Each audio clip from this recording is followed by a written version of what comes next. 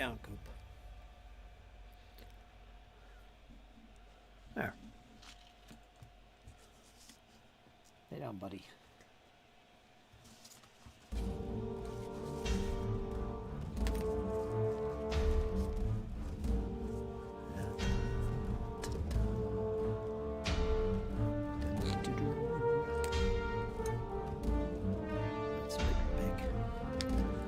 Two games Thursday, Friday, and Saturday, and one game on Sunday. Gary Con. Definitely a con on my radar.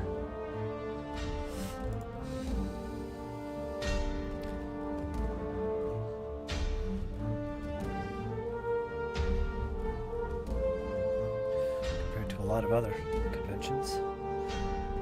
At least regarding role-playing games. What else they got there besides role-playing games? Anything? Got little miniatures? I know they got miniatures in role-playing games. Do they have any war games? What else is going on there? I know I've probably looked this stuff up before. Lots of good people there, lots of good folks. Now that the climate of culture and politics is calming down a little bit, yeah, might be a nice place to visit. No problems. Not that it's a big problem at GaryCon. But you know the convention scene. It is. There is good people there, regardless. What else we got going here? Probably need to fix this a little bit. How you doing, squirrel? Why is it dark in here?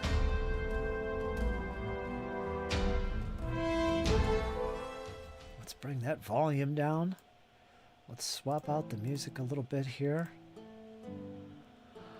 Yep, war games, board games, card games too. That would be a good experience for me then, coming back into the world of conventions. Excuse me. Let my coffee simmer down. Yeah, it's definitely on the radar. I'm glad you're all excited. When is it? It's a small con, intentionally very nice. Yeah, it's, well, I don't know what you would define as being small. It's kind of big in my opinion, but yeah, I know what you mean. It's not like no crazy ass Gen Con. I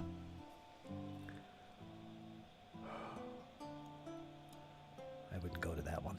Anyway, moving on here. Send a little massage to Kyle. A little message on his way. Maybe he'd like to pop in.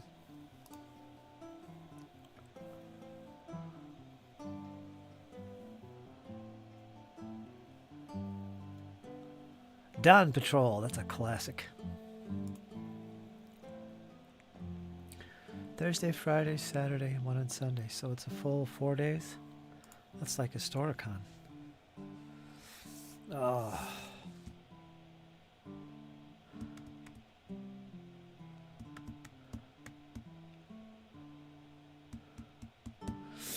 Yeah, I'm gonna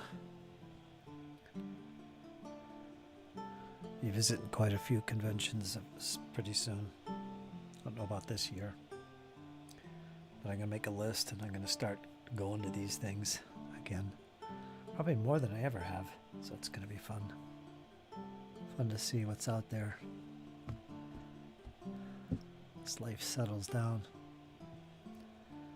Life never settles down. It's us that step up to the plate. That's what it is.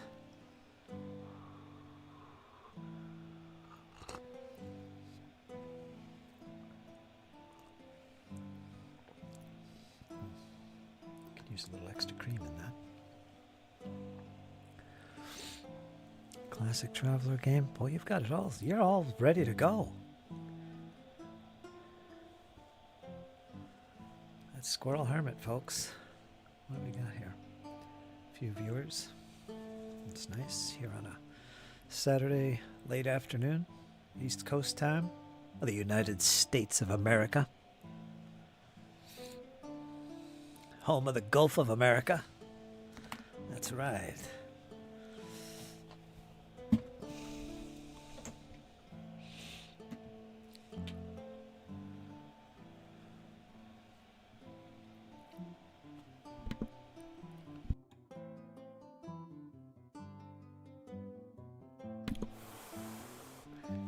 great things.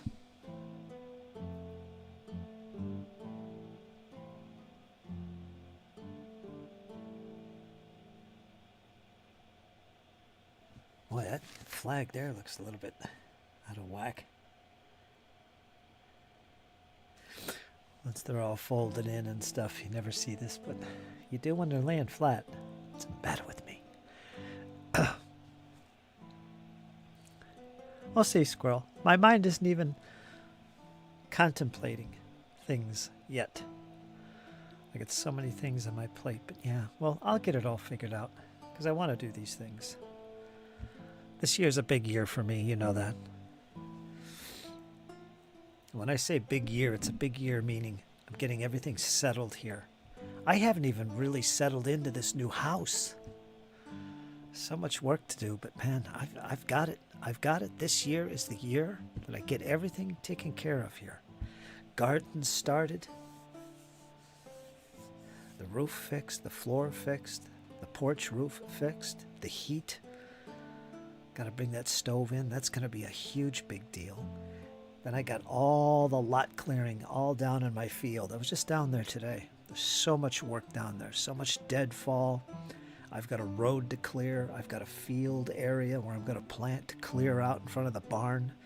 I'm going to move my bonfire down there. It's going to be nice. It's going to be beautiful. I'm going to shoot videos from down there. You guys are going to love it. Little minor things like landscaping and upkeep around the yard, the front of the house. I'd like to actually paint the whole frickin' thing. Maybe I'll get to that this year. So that's a lot of... Oh, and then there's the game room studio that I've got to get set up, cleaned out, put up a door maybe. These are the things I'm going to accomplish this year. This is great, so that's top priority. And of course, the game studio, the videos. Then when things settle and I've got this under control, then that by the end of the year, it's going to be good, man. It's going to be good. I'll be putting out videos again, hobby related, and then some. And then I'm going to be able to settle in the soul. And I'm going to soak it all in. And that's where we're going to pick up. I'm going to look at conventions. I'm going to look at doing some things and getting outside and doing stuff outside of the immediate sphere here. Once again. That's the plan. God, it's good to be alive. Because you get to see these things unfold. With a lot of help from good friends, community.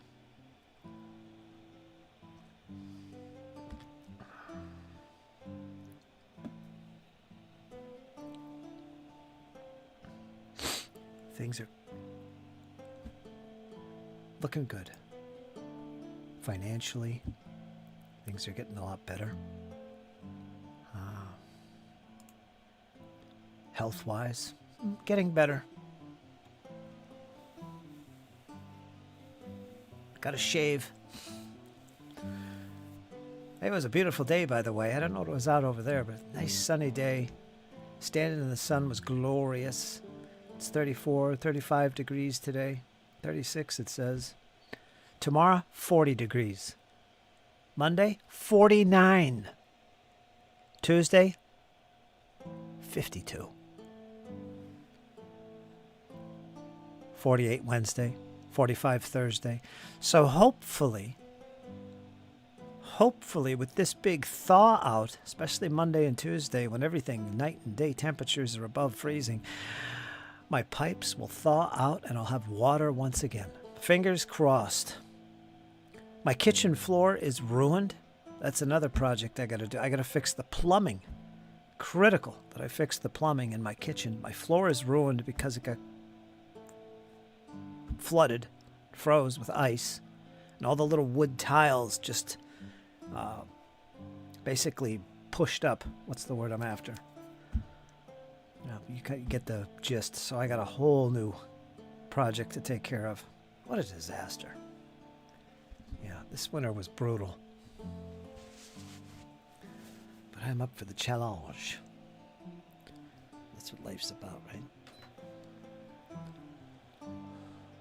I'll turn off the heat.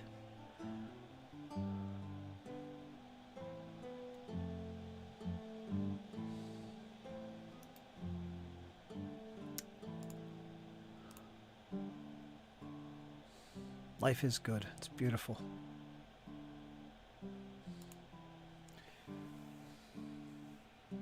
But yeah, this cabin fever. It's driving me crazy. Ay, ay, ay. It really is. Every year it's like this for me. Februaries are tough.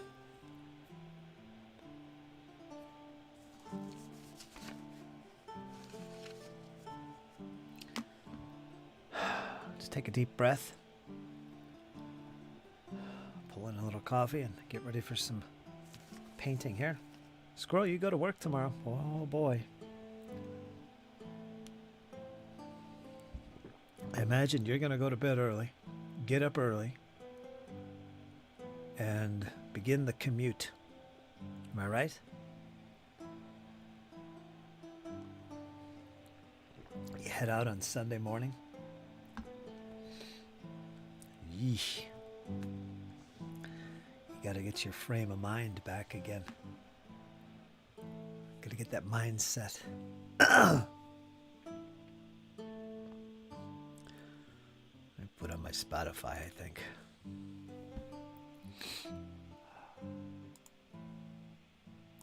How's that Iraq doing?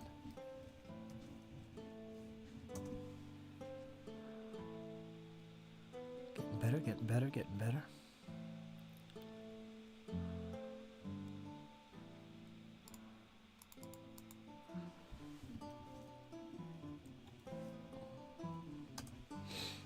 How was Max's stream?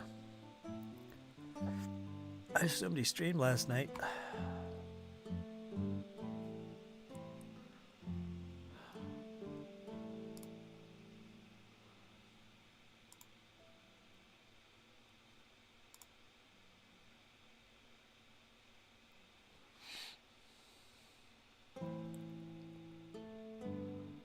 Noontime tomorrow? Oh, we got a little bit of extra time. Where is it anyway? You told me that once before too. Oh. Yes, she did, I remember.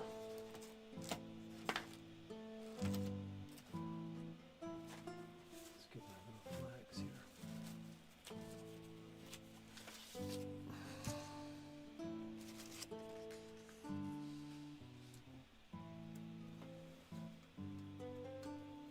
Hopefully it isn't too far off. I wonder how good his stream went. I'm sure it did outstanding.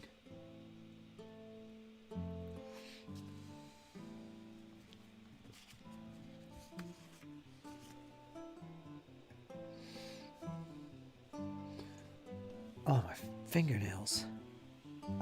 I've got blood under my thumbnails. I don't know what's going on here.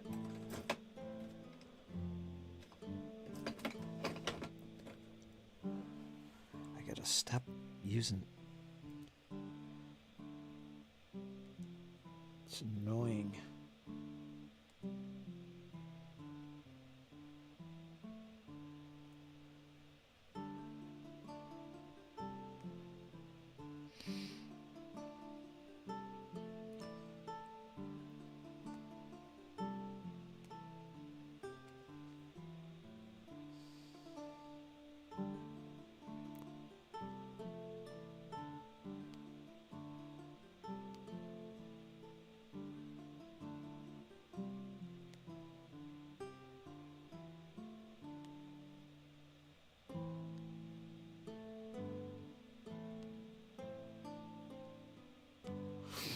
A little better. Unless I was outside working on something. I don't think I was. Yeah, it's blood.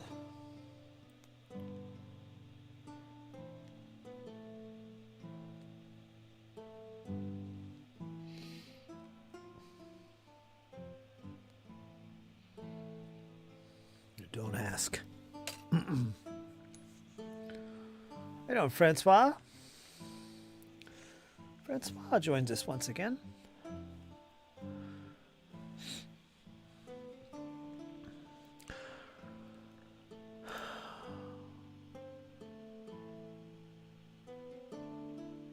What you doing, my friend? Let's see who joins us today. It's a late session, starting around 5 o'clock. How do you like that?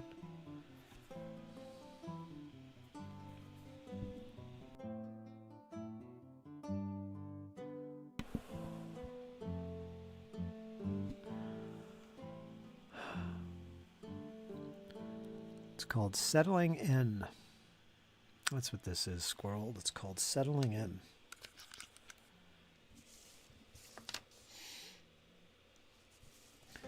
I think this pen is too big. Let me see here. I might have to use paint for this instead of a permanent marker. Oh, where's all my permanent pens?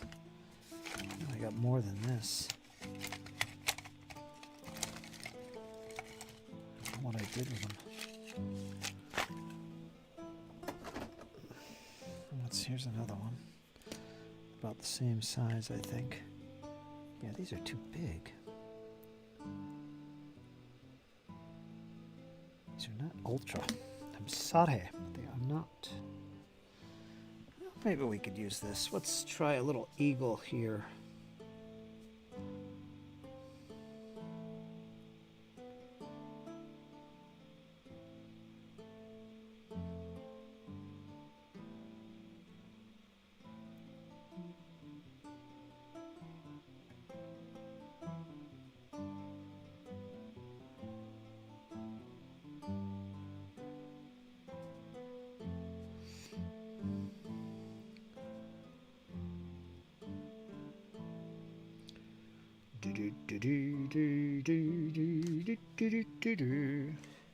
That'll work fine. That'll work fine.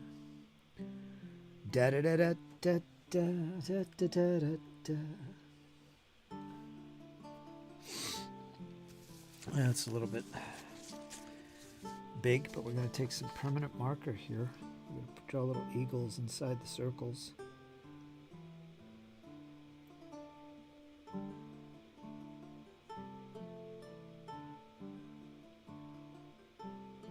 Sounds pretty challenging, but it's not. Because you don't have to be perfect with this. You just want to give the impression that there's something there. Because remember, I'll say it again, these flags are going to be folded in on themselves, looking natural and realistic. You're not going to see all this exquisite detail.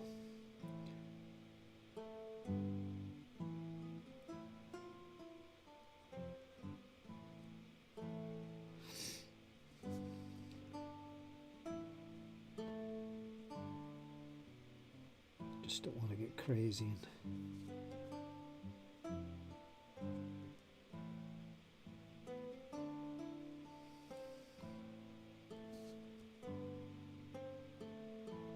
end up with something that doesn't look like what you're trying to do.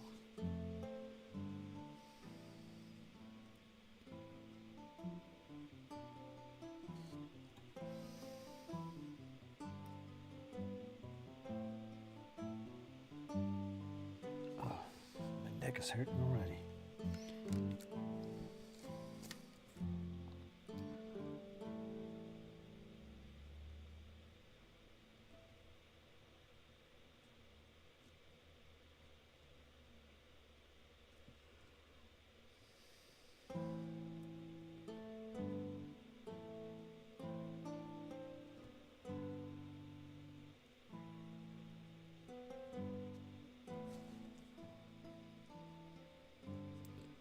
Hope you guys are doing good. Hope you had a great weekend. Or you're having a great weekend. Just started, right? It just started.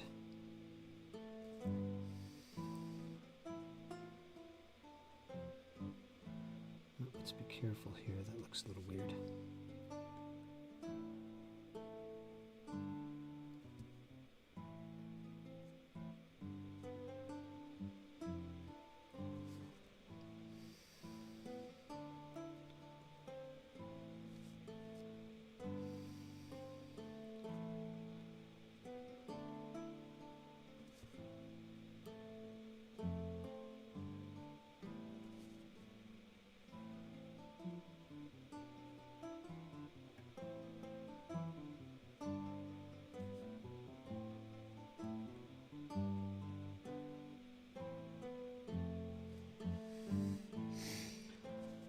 looks good.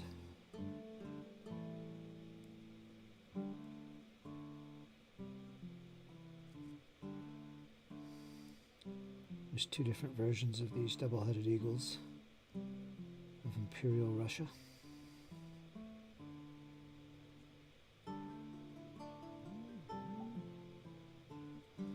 It sounds like Kyle.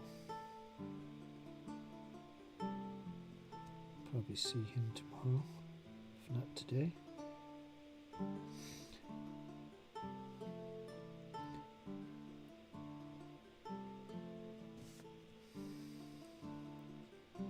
So next after this will be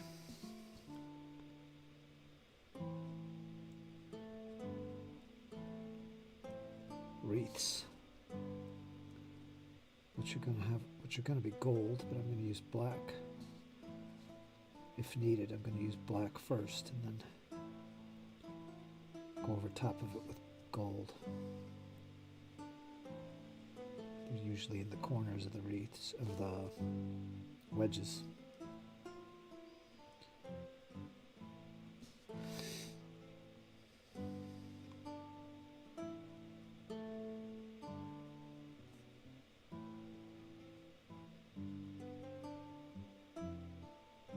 It's easy when you know how.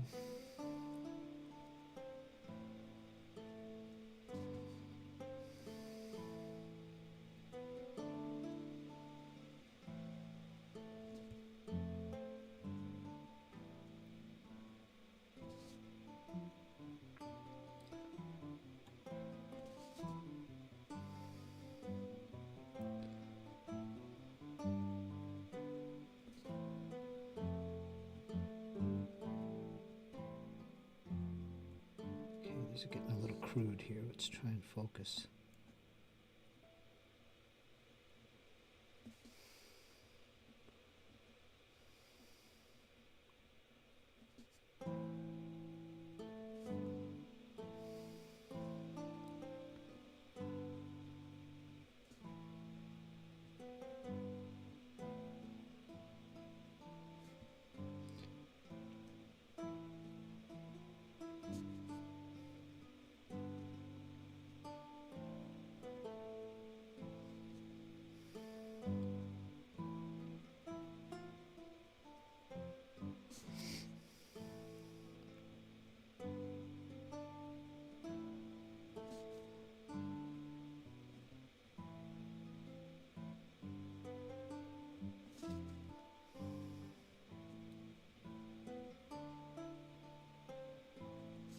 Is my chat still working? Everything went quiet.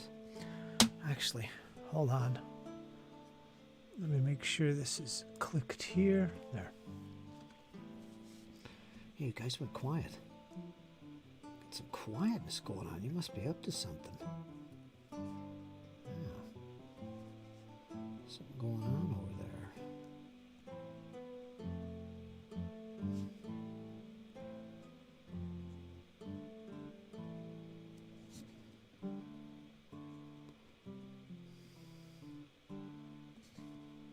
Okay, one more flag.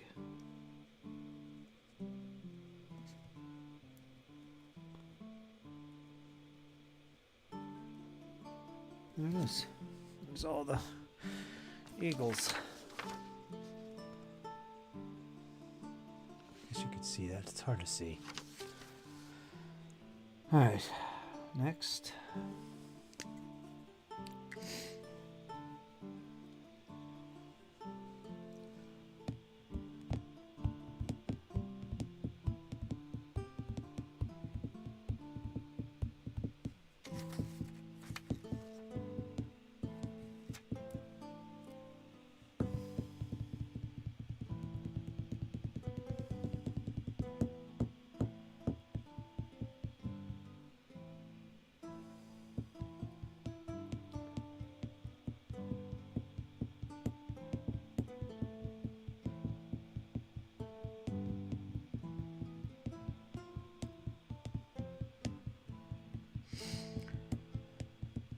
That's it, pretty much. I don't have to do those crowns in the corners of the wedges. They really don't need them. That was only a few regiments that had that.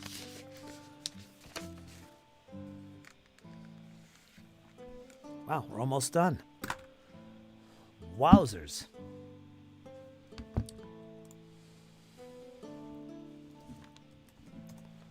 Let's make sure that's working. Okay, let's go over and check Kyle here.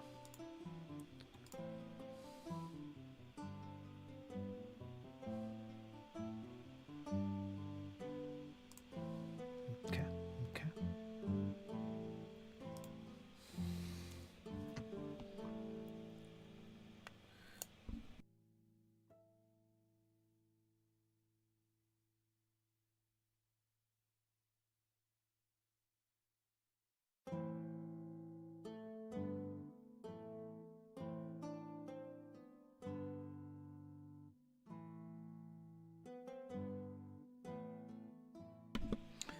Okay, let's go into the highlights. Let's do some highlighting. So, we're going to need some orange. We're going to need some red. We're going to need some gray. We're going to need some off-white. We're going to need some light blue.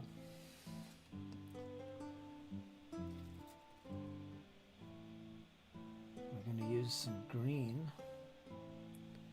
Probably have to mix that with something. Some white. Purplage.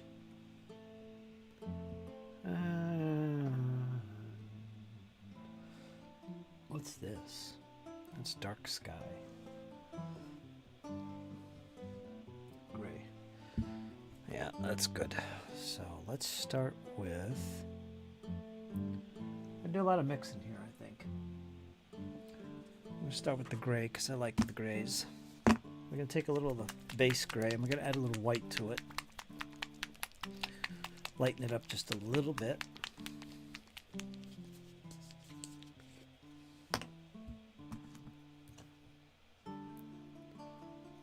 Try and do this in one go.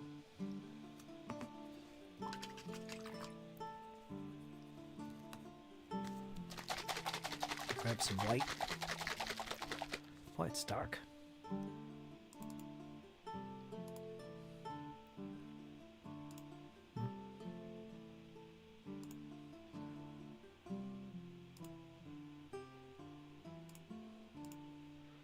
Let's put on the old auto exposure. We'll do that.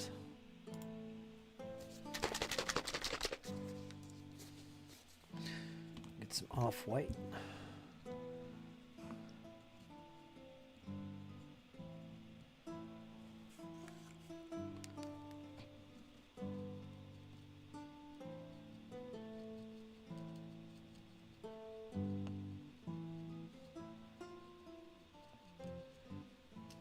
That'll work.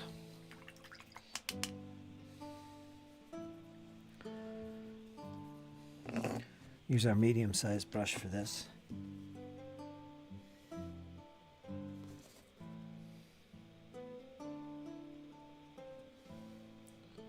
As long as it's not flimsy. Come on.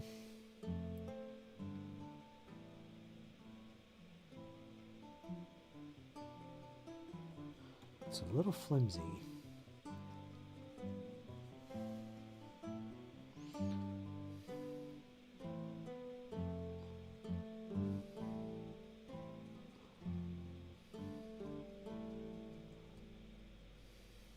Oh, let's see if we can grab another brush.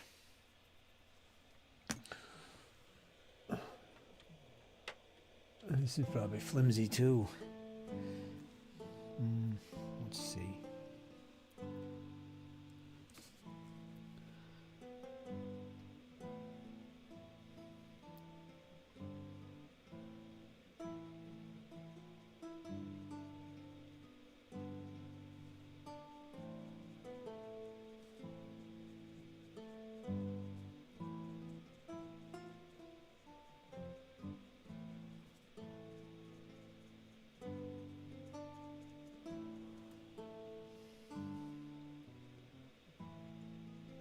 It's just a little too big. looks good though. See, I got another brush. Let me see here. These brushes are terrible. I gotta go through my brushes and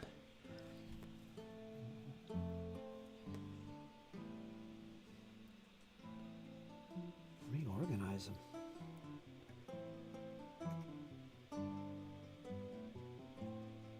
Yeah, this brush just doesn't work.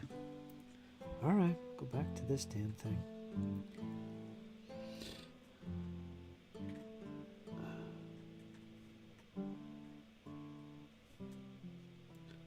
I'm gonna be a little stronger than I want it to be.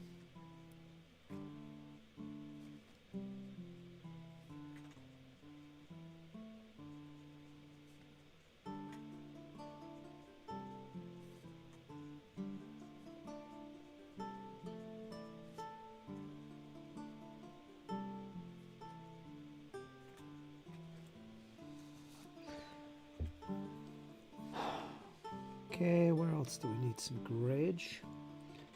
This black for sure, but I want to use a darker gray for that, so let's see. Got a lot of these. These we don't want to be too strong. Just going over the black areas with a fat brush. So it kind of creates these little lines. Essentially dry brushing.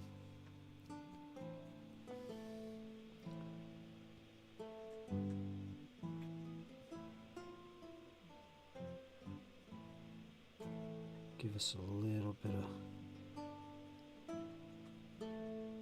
color. Where the black is.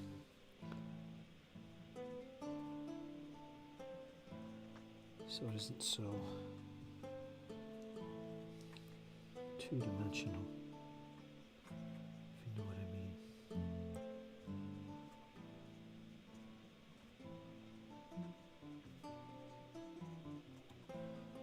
It's gonna look great.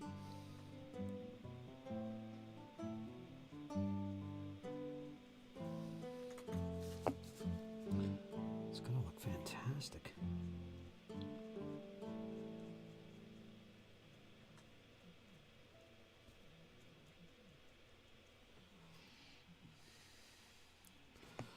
Lots and lots of gray to do here.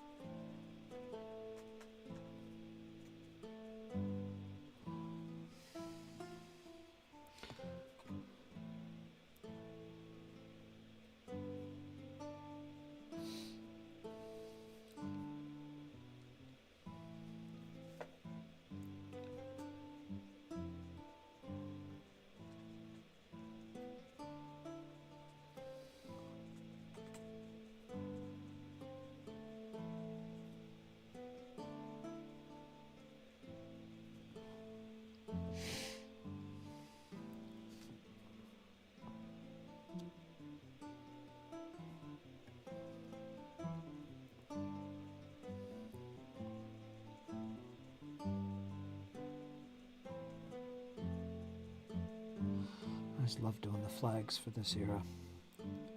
It's like one of the cool things about collecting and painting for this era. Napoleonics, 18th century, 17th century. It's the flags. There's some awesome looking flags. Quite impressive. It stands out. So it's something you want to make sure you get right, take advantage of.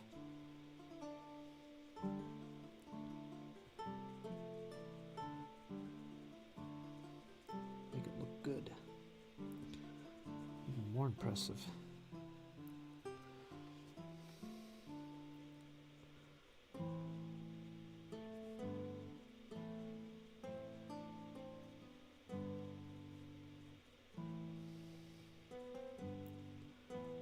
So many little flags.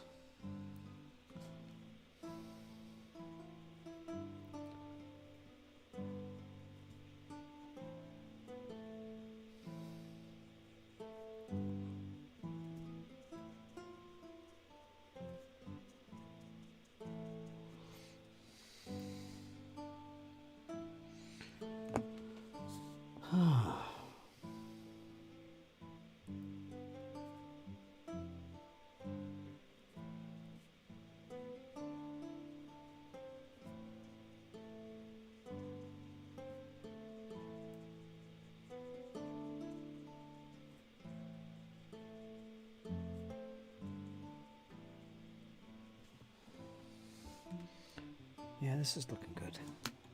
Gotta get some more gray paint here.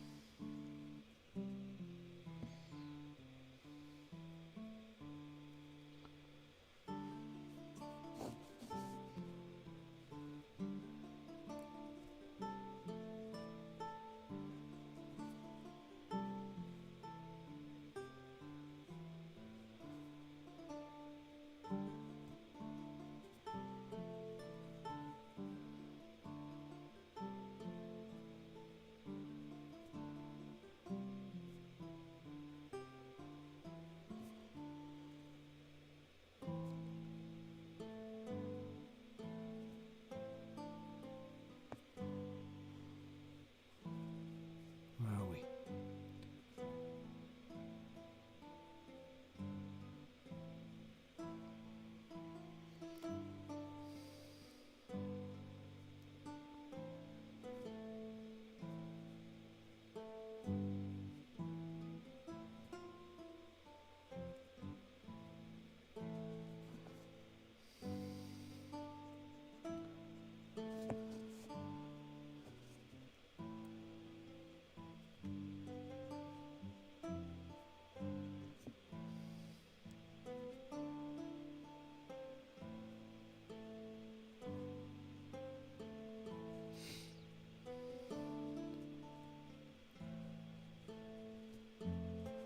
Some extra dabs in here because it is fading into the black.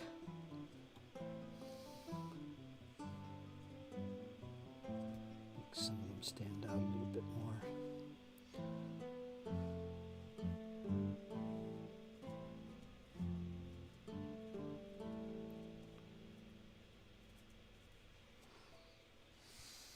Oh, let's see if that's noticeable on the camera. Let's see. I don't know, you can't really tell. It's hard to see. There's some highlights on there. You can see it in the grays a little bit. blacks are a little bit faded. You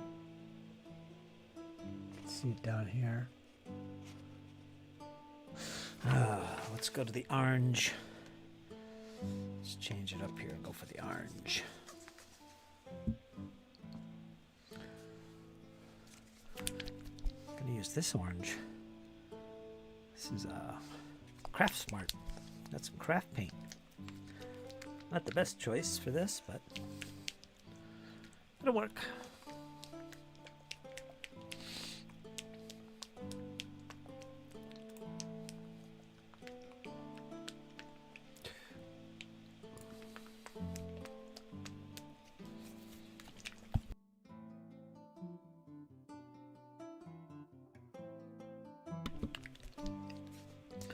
This we got to be careful of. It will contrast with the red, the medium red. Seed. Well, I'm going to use a really thin brush this time. Let's try this one.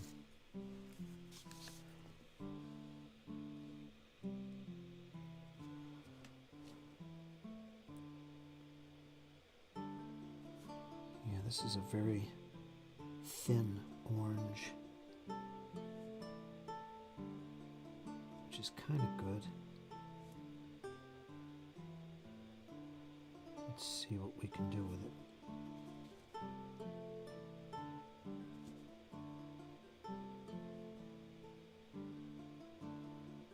It's going to fade everything out. It's very, very subtle, which is probably good. Let's just use it. Make some V shapes in here.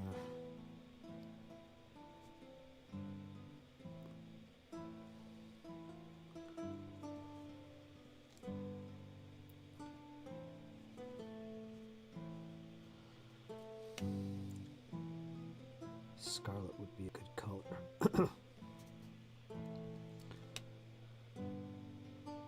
This is good. This is nice and subtle, especially when it dries.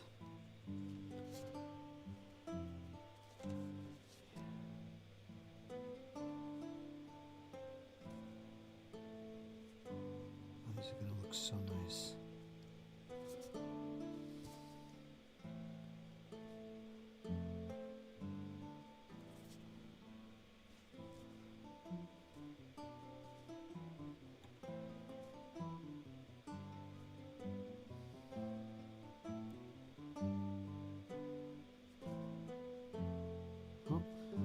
Careful, it doesn't get on the white.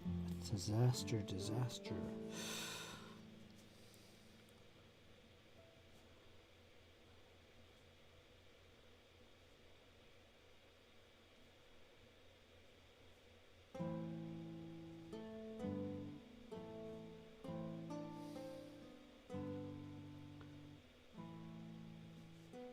This looks so awesome. So freaking easy to do.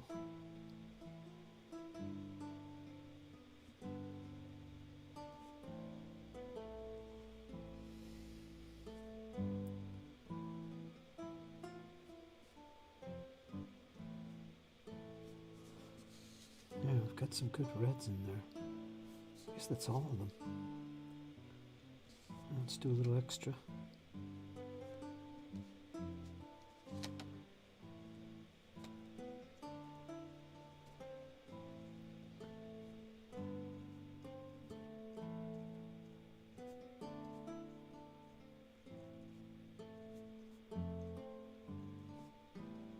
Okay. Let's see what that looks like. Kind of. Can you see that? I think maybe if I get really close, you might see it more. I guess you could see that on the red. Little highlights. You could see the black and the gray that was highlighted too. All right?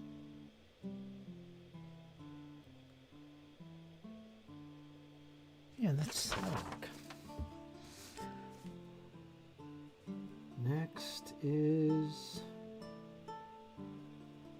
green, I guess. We could do the green. How you doing, Iron Man? I seem to catch you right when you're getting in from the dog walk.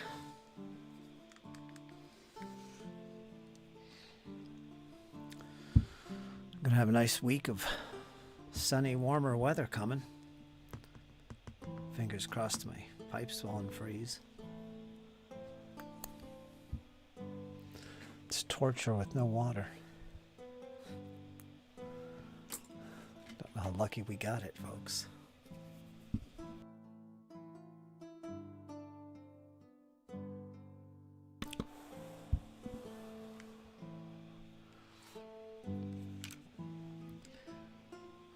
Yeah, green. Want to do the green? Again, this is very thin craft paint.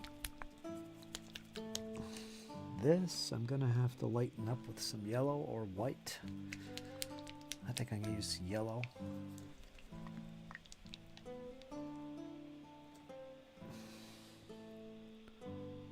Use a little bit of yellow, lighten it up a little bit.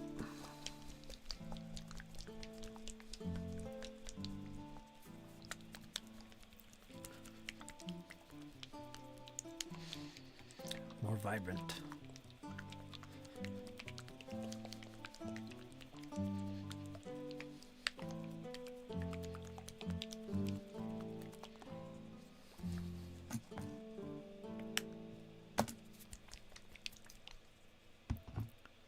I gotta slow down, actually.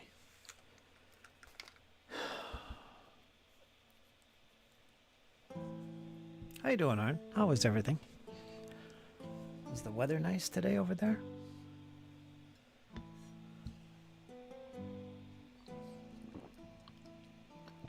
Over there in Michigan?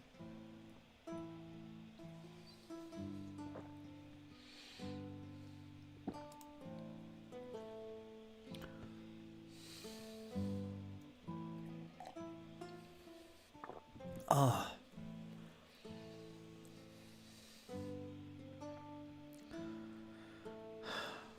A few more sessions of these and we're done. Russians are going to be done.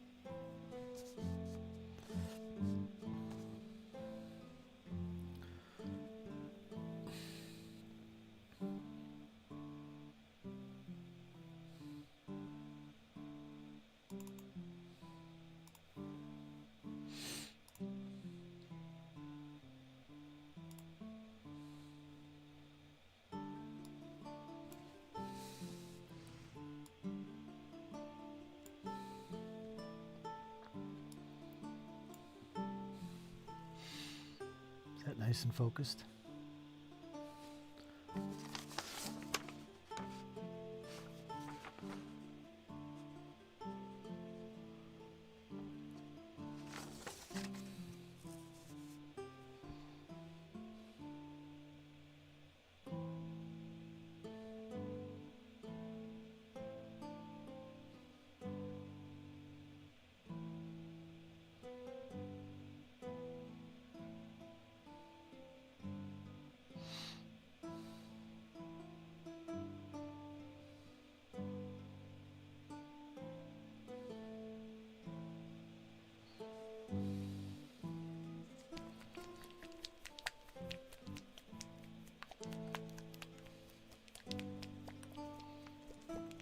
Let's use a different yellow. Let's use this craft paint yellow.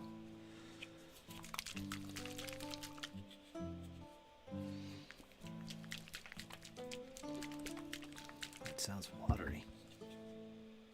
Is this old or what? Why is this sound like that?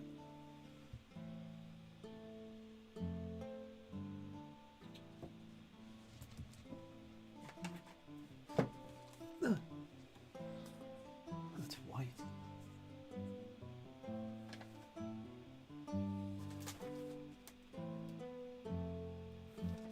Scarlet. Scarlet.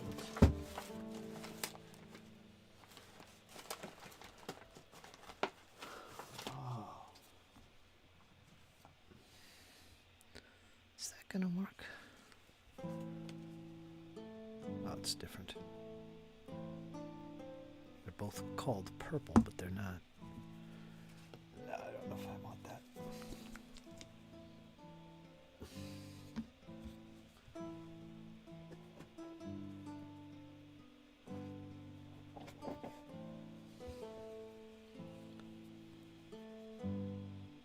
Buttercream.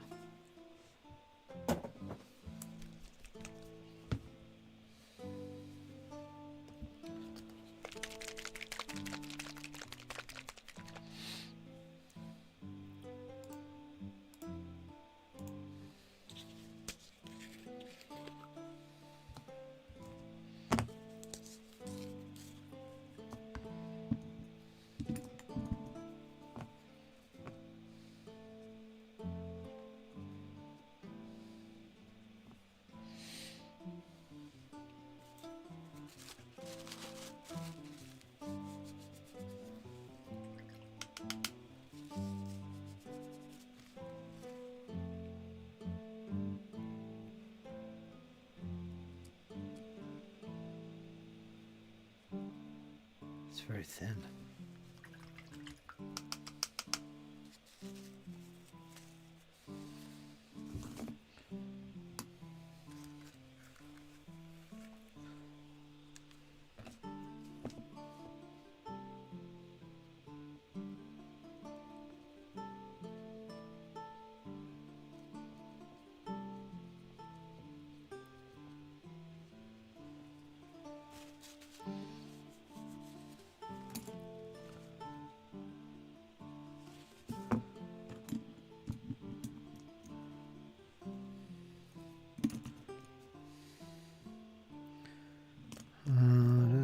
Let's use the bigger brush.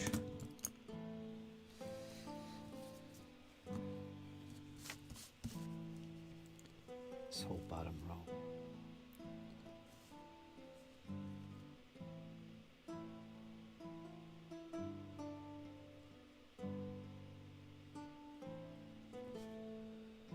Gonna work. Get some more yellow in there.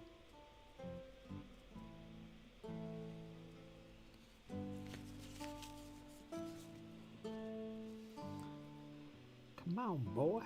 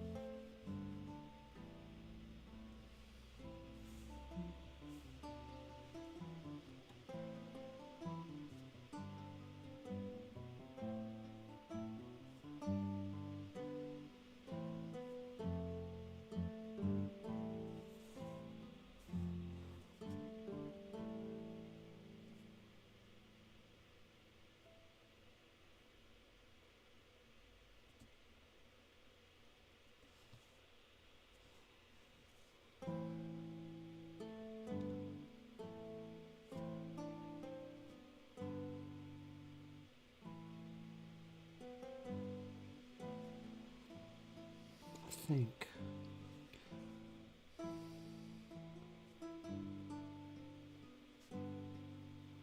gonna go over these again with a little more yellow. I don't like how this is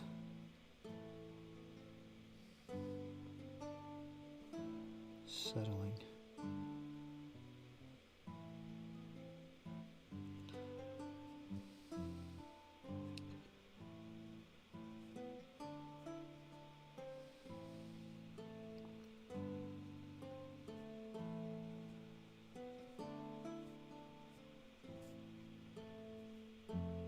More greens? No, let's take some yellow.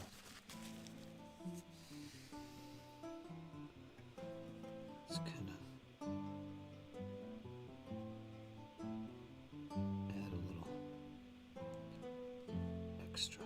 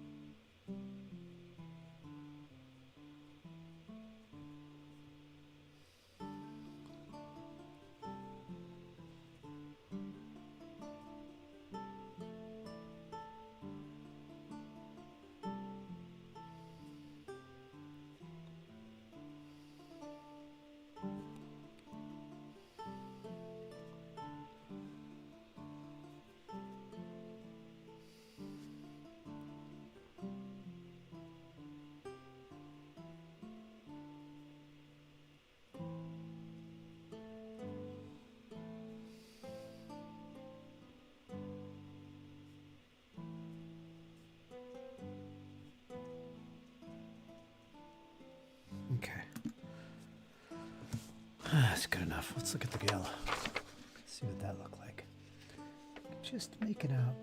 Highlight on the green.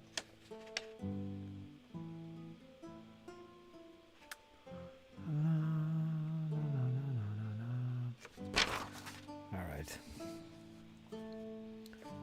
That's good enough. Let's go to white. Now I'll save white for last because there's a lot of white. That's where I'm going to use pure white over the off-white. Let's go to the... I got purples and blues. Let's do the blues. Use craft paint again? Let's use craft paint again. It's nice and thin.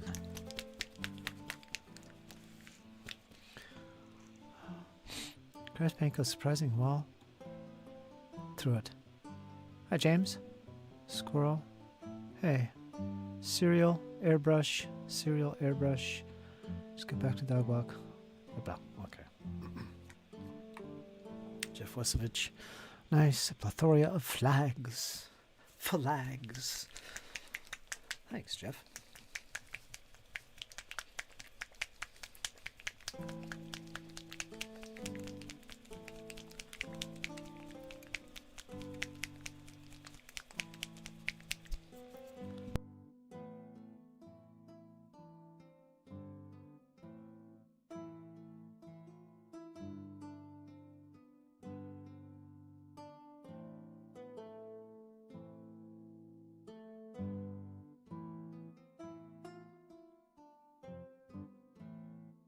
Remember to unmute. Always an issue here on the chats. Forgetting to unmute. Zipping along here. Let's go back to our medium brush. What are we doing here? Blue, blue.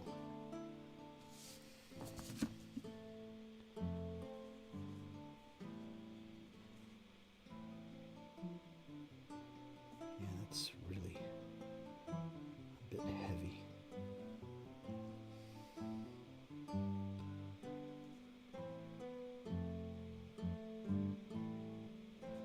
It's okay.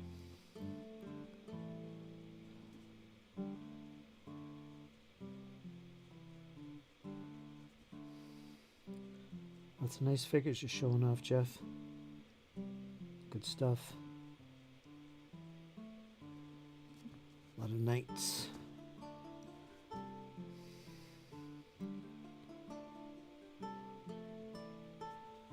Good to see.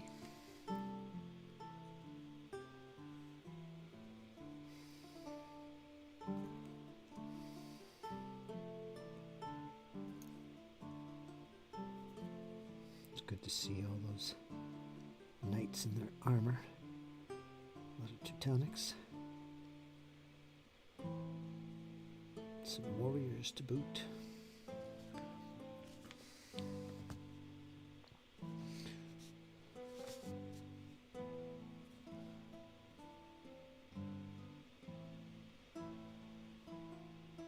It's a little bit strong, but that's okay.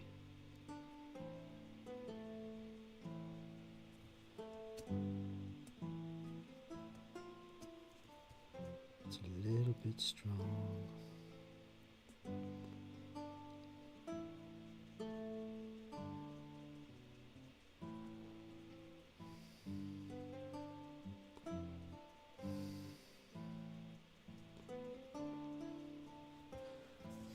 It's not going the way I want.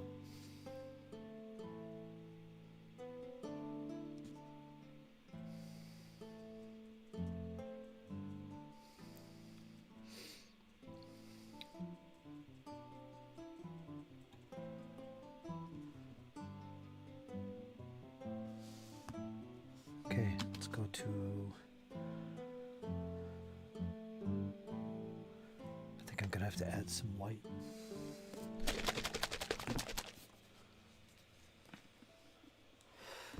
Do a little mixing. Should we do some mixing?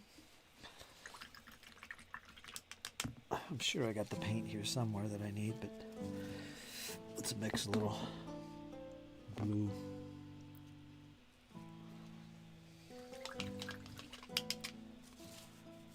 With a little bit of white.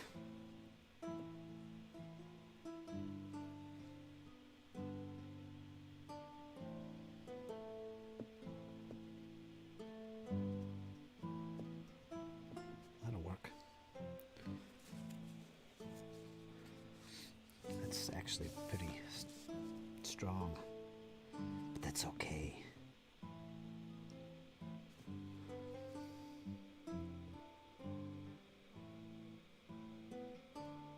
Legs strong.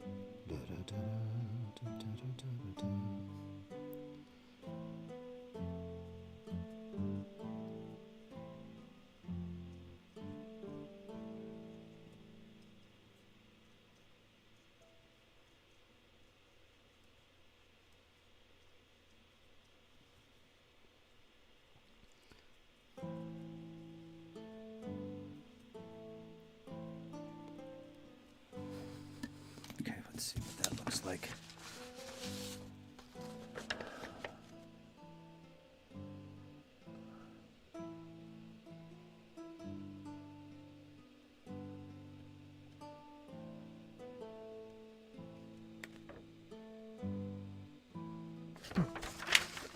Good, good, good.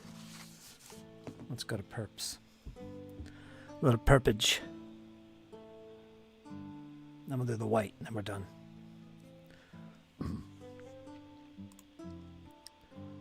Cold, sunny skies and wind. Should get warmer starting tomorrow. Yep, started getting warm today. All week we're going to get warmer weather, close to 50 degrees on Tuesday. So, yeah, it's looking good. It's looking good. Got to get those pipes thawed. Got to get them thawed. Got to get some running water here.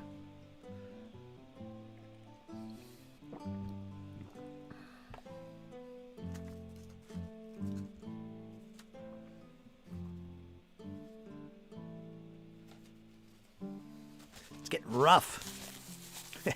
This is just the way I like it. Just gets a little bit messy. Get the pile up going here.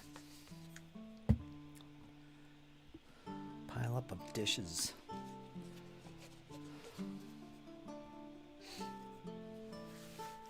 These little 16 ounces, boy, they go quick. This is what I've been going with.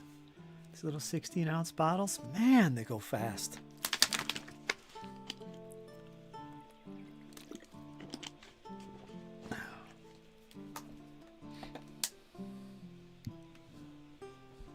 Sunny 37 with mild winds. Yep. take a break here. Then we'll do the perps. And then the whites, and then we're done. Let them dry, and then we're going to give them a seal, and then they're finny. Then we spend a session where we're going to put all these flags on their poles. And that'll take a full session. Yeah, because that's going to be tricky. These freaking resin figures. Not a fan. But anyway.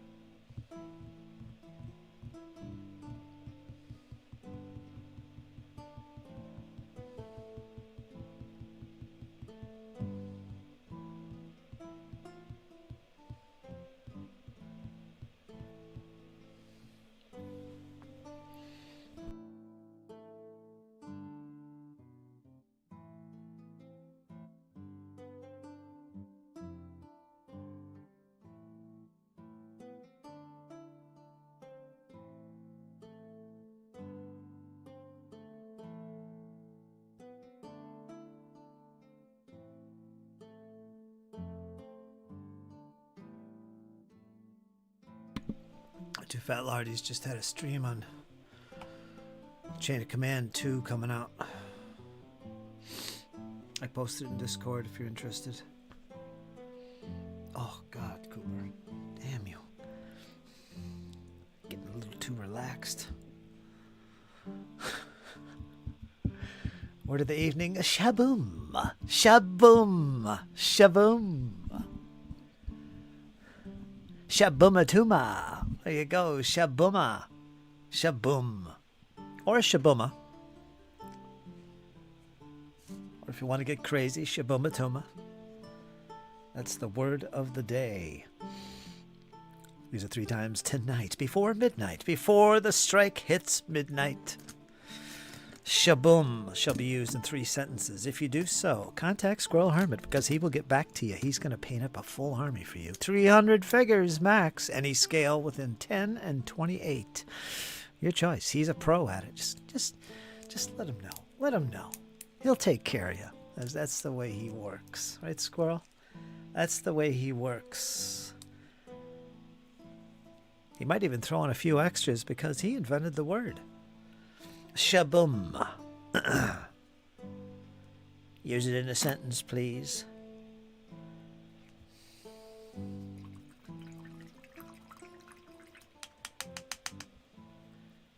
Shaboomaluma. Shebang will suffice. Little shebang on the side. Doesn't hurt, right? Little shebang and a shaboom. Shebang-a-langa. There you go. There you go. Sounds good to me. Just flows off the tongue. Flows off the tonsicles. Sounds good.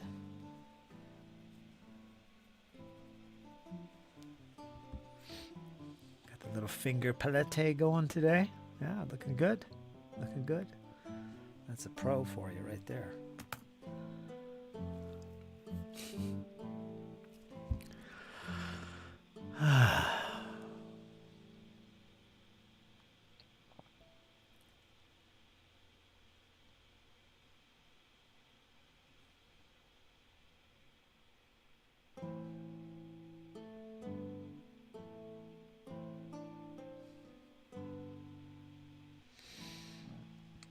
Oh, excuse me. So how do we lighten up purple?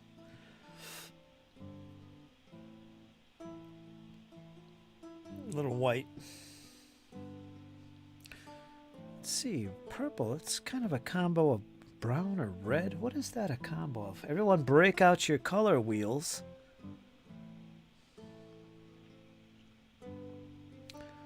When I can mix and lighten this up, I'm going to use white. Get a probably pastel-y look to it. But I'm sure there's another color.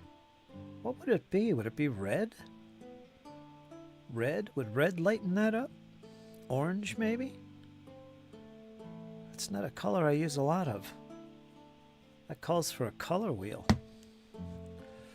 What do you think, folks? You guys are artists and professionals.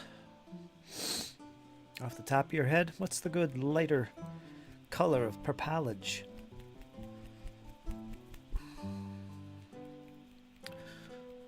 Use white. It's red and blue. Use white. It is red and blue.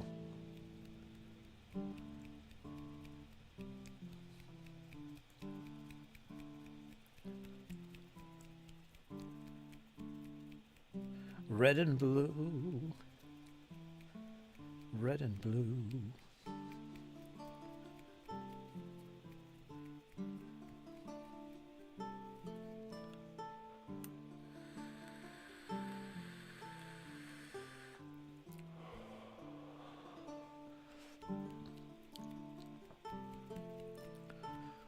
Light red or light blue?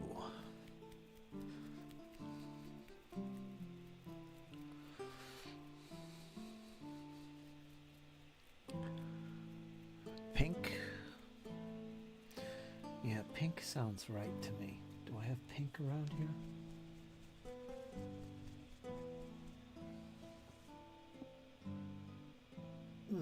It's not within my immediate reach, so it means I ain't gonna use it.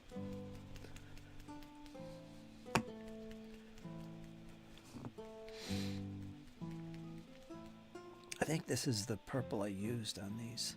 Yeah. So we'll use this as our base. Give us a little extra for experimenting. Let's see, I got an orange, I got a red. I got light blue. Light blue? Let's try the red. Let's try a little red.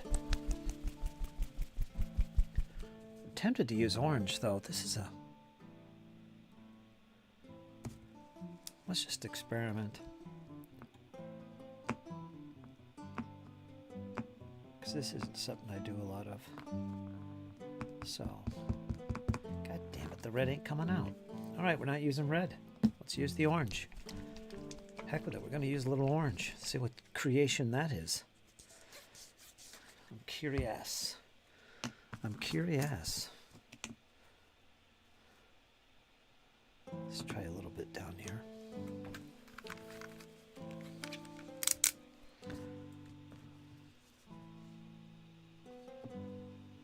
Let's see.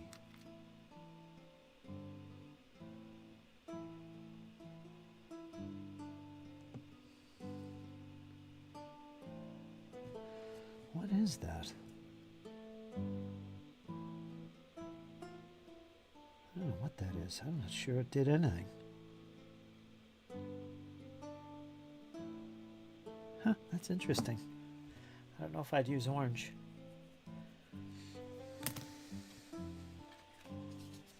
That was quick. Let's use white.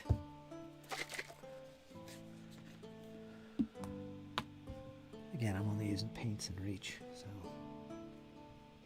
let's see what that yields. Oh, there we go. We'll use white. That's perfect. Of course, of course. We got quite a bit to do, so let's take a little extra. Yeah, the white worked pretty good. See it right there? Right here's the white. This down here was the orange mix. I don't know what that ended up being. It's like a brown. I'll use a little bit of the white. This is off-white, by the way.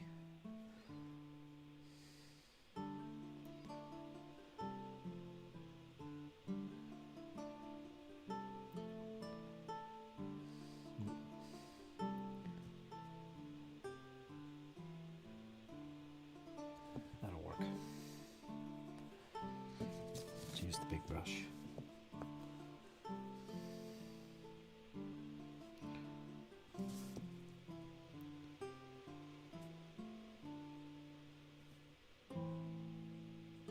Perfect.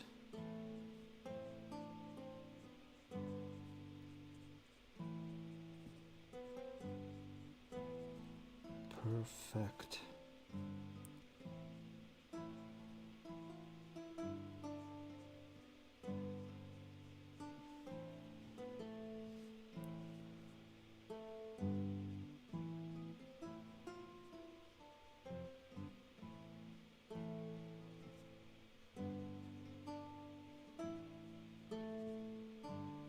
Got a lot of purple here.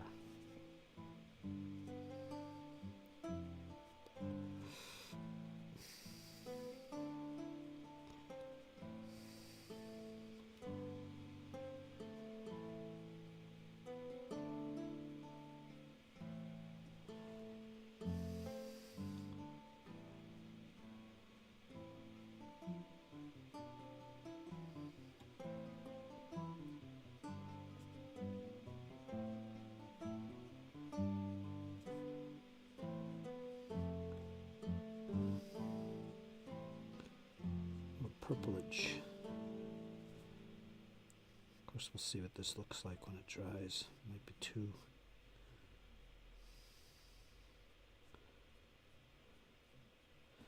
subtle. That's okay though, we can just go over it again.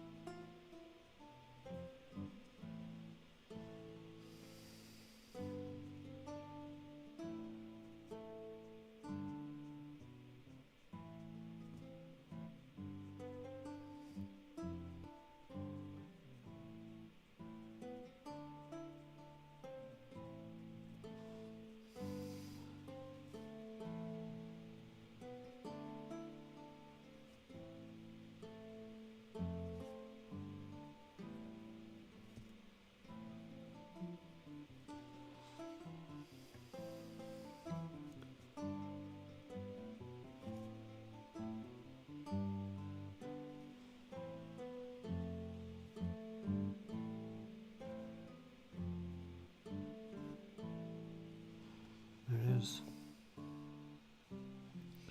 Let's put a little extra hot spin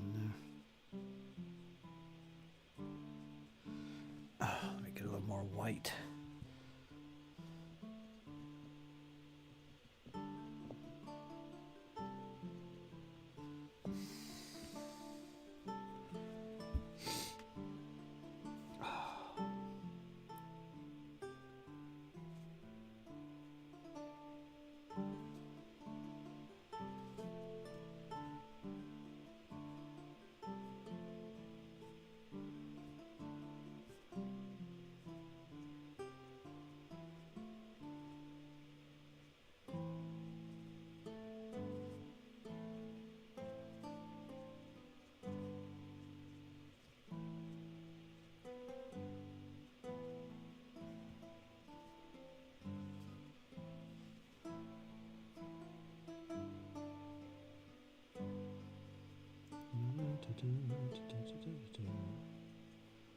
Very nice, very nice.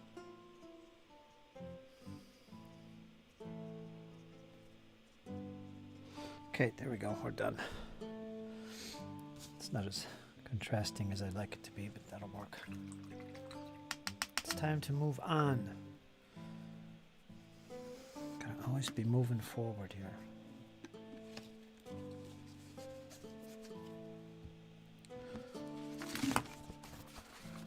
Piddle-assing around with this stuff. Look good? Good enough? I think that works. Oh, I gotta do the white.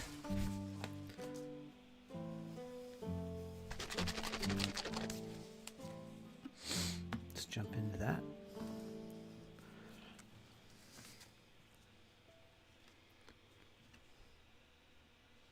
No, this is the wrong white. What's the matter with me? I gotta use pure white. So that one. Let's see if I can find it. This'll work. This is, oh, that's anti-shine matte varnish. It's not what we want. That was white.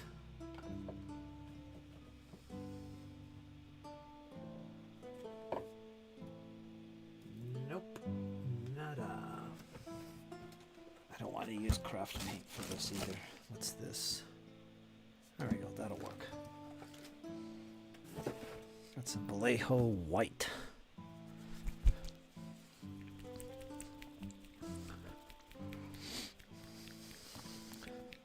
Thanks, Jeff. This is great, isn't it? Making your own flags, man. It's easy. Just adds that little nice final touch to your painting, I think. No, you don't have to do this. This is the harder way, but it's a much more satisfying way than just printing them out or using the little sticky backs.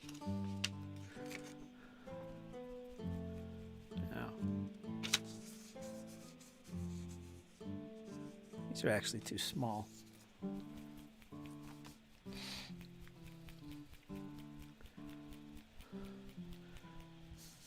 They should be spray sealed. I've actually brushed on sealer too, but you got to be careful with that because the paints will pull. I've noticed. I did that in the last time. I mean, it was all right, but I had to go back over them again. Touch them up a little bit. I was actually pulling the paint. So just spray it.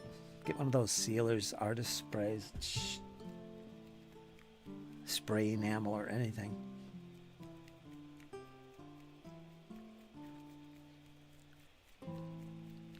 Sketch artists use it. They use it to protect their sketches from scuffing. Same thing.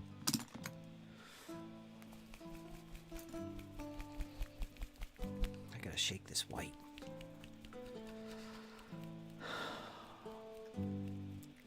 Because when you got to really, because when you're putting these on the flagpoles, you got a lot of bending and twisting around, toothpicks or whatever. You don't want the paint to crack or pull or anything. So you got to do something. Kind of protect them. So that's what I do, and it works. Windsor spray on my flags. Windsor and Newton? The old Windsor and Newton?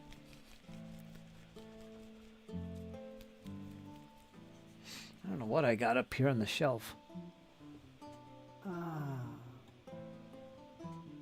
see some Rust-Oleum. Something else, some other brand. Boy, Cooper, man.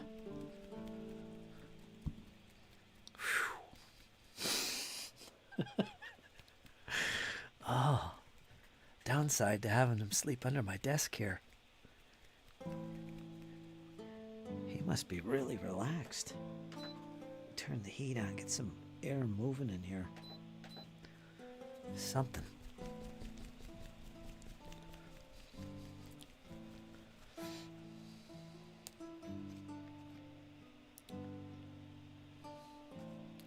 Shabla. Saw ours the other day. Looking all classy. Smoking his pipe.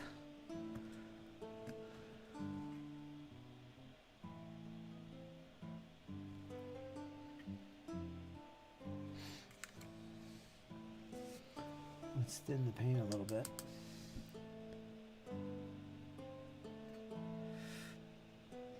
Oh.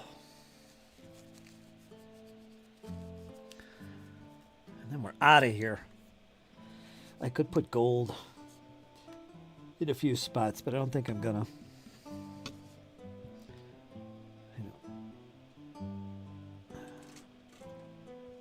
All right, let's put some pure white on here. Maybe get a little highlight going for the white areas. Just a little bit. I don't know how well that's going to show up. but we're going to do it anyway.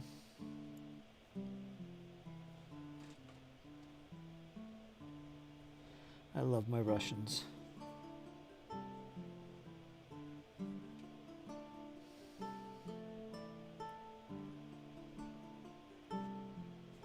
This is so freaking subtle, I can barely see it.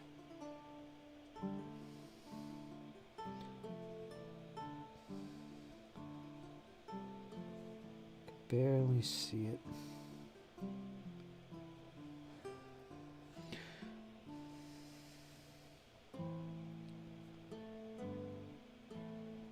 I can see it a little better now. This white is pretty thin, I think. Ooh. Ooh, careful.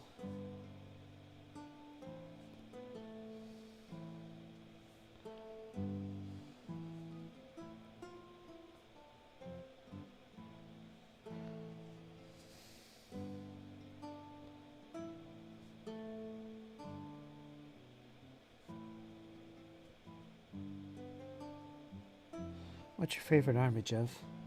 Napoleonics. If you have one. I always like the Russians. Besides the French. Everybody kind of likes the French. Not everybody, but, you know, can't have the Napoleonic Wars without the French. Everybody wants to paint the French. Some people like the Austrians, Prussians. I know Neil's a big Prussian fan. A lot of Germanic fandom.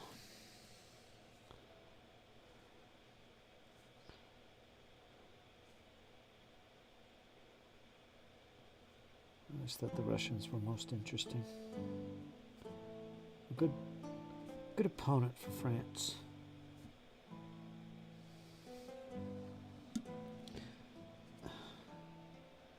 I guess there's the Anglo dudes from across the channel. I've never been a fan. Not the Napoleonic Wars.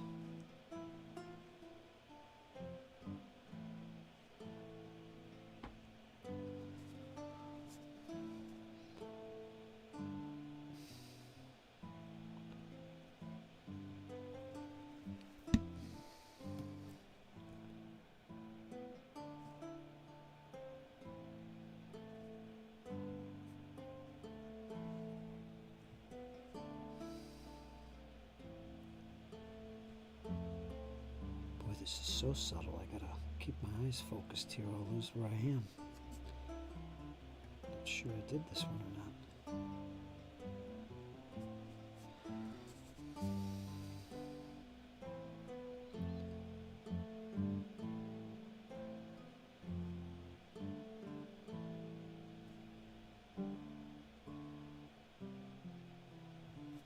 Looking good.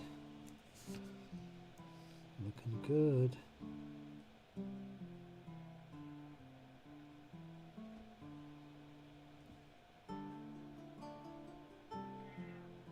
Yes, I hear you, Walter.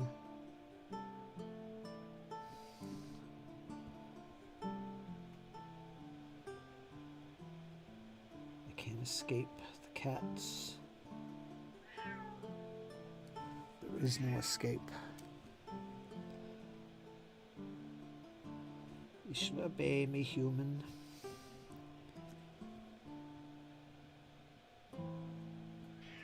You should give me treats.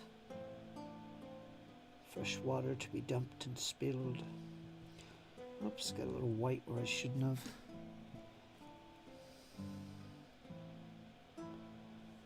Oh.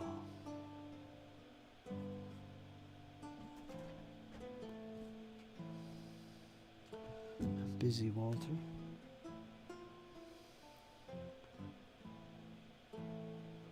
Putting the final touches on these flags. Getting a little careless as well. That's okay. I'm shaking.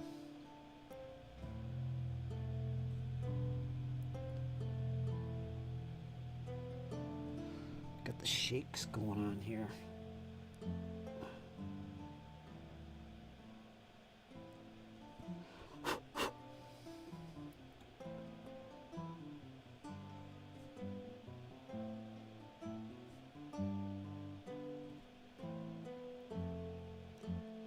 Okay, I think we're done.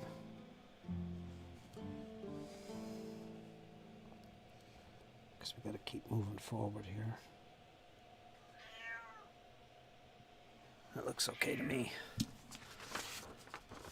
I can barely see the difference there. Yeah, there you go.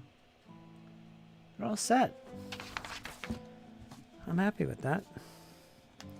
Let's keep on moving forward. All these flags will be touched up once I put them on the banner poles too.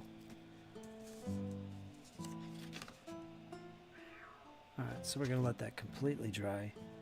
That's it. We don't have to do any more on them.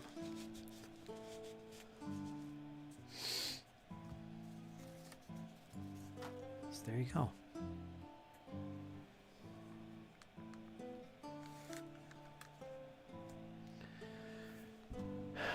The Duchy of Warsaw. Oh yeah, that's right. The Poles. To command, probably 1805, 1806 French, or 1812 plus Russians. Painting, I like the Duchy of Warsaw. Russian Hussar. Mm-hmm. Russians had some cool uniforms going on too. Of course, their Imperial Guard and the Mitre Guard and all that. They had some interesting units. Cossacks, of course, which are kind of fun. Yeah. Every army's got their fun stuff too. I always wanted to look more on the Austrians, because they are quite colorful. Being all white. I really enjoyed painting their, of all things, their artillery.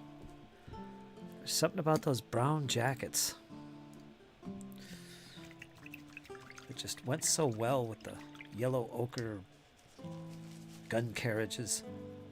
I don't know, I just really dug it. It was really fun to paint. I got a whole Austrian army to do as well, so I'm gonna have some fun with that, I think. That'll be new. Alright, so there we go, flags. The painting is done. I just need to be sealed. I'll do that offline, and then they're ready to be put on, which will be another session where I cut them out. It's going to be tricky because, you know, the top of the banner is free of the model, but the bottom part of the banner, the pole, I should say, is actually attached to the head of the guys carrying them. So it's kind of close to their body. I don't want to cut into the resin. Again, I hate resin. I don't want to cut into it and risk any brittleness going on. So what I'm going to do, like I've done before, is when I put the flag on, I'm going to put a little slit at the bottom where the head and the pole come together. And I'm just going to fold that in on it that way. It's a little tricky, but it's okay. It works. I've done it before. A little extra effort. But it'll be worth it. And the pole will be nice and solid. I won't be weakening it by cutting in and all that stuff. So it's gonna be good. Take a whole session probably to do that. Maybe even 2 sessions. 30 flags. Yikes. Then once that's done, we're gonna base them on the final 15 bases. Let that dry, then we're gonna spackle them. Let that dry, then we're gonna wash it. Let that dry, and then we're gonna put them with the rest, and we're just gonna have one final session of flocking. You guys have seen me do that many times, and it's just a 1 session thing. And that's it. Project done.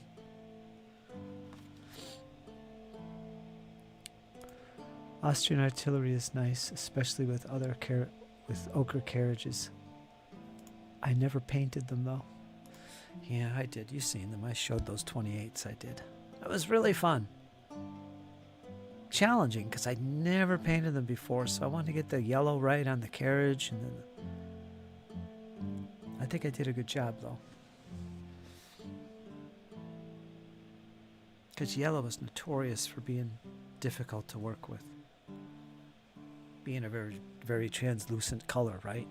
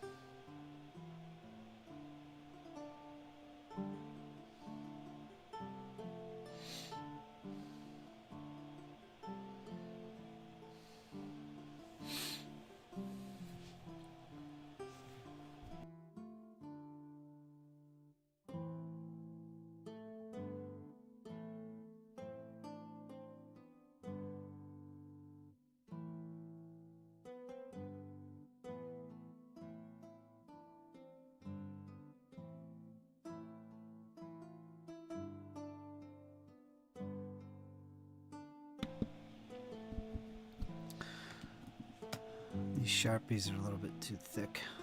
It says ultra fine, but I've seen smaller than this. Mega ultra. They're a little bit fatter than I wanted.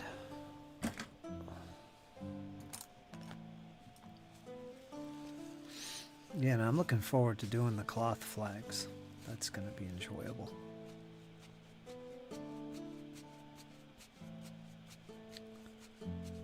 Yeah, if I get good at that, maybe I'll do cloth flags for my commissions. Get paid a little extra for that too, right? Some people are willing to pay it. A bit of extra work for that, but man, cloth flags? Walter, stop.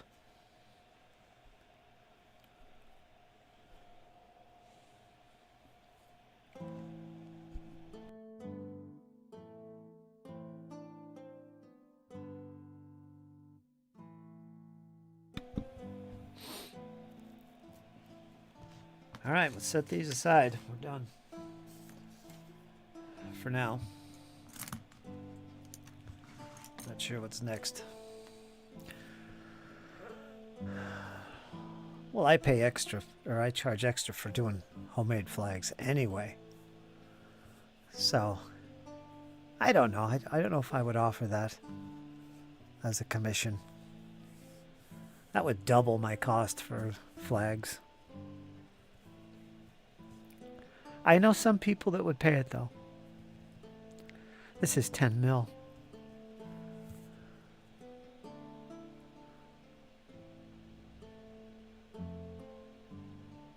We'll see where I go with that actually, because I am going to continue painting and selling units of models in 28 mil. That's what I used to do before commissions. And it's good money. Especially Napoleonics. Any of the horse and musket eras do really well. American Civil War as well. People pay good money to have a painted unit with flags and basing and everything. I found it's the only way to really get closer to what your efforts are really worth.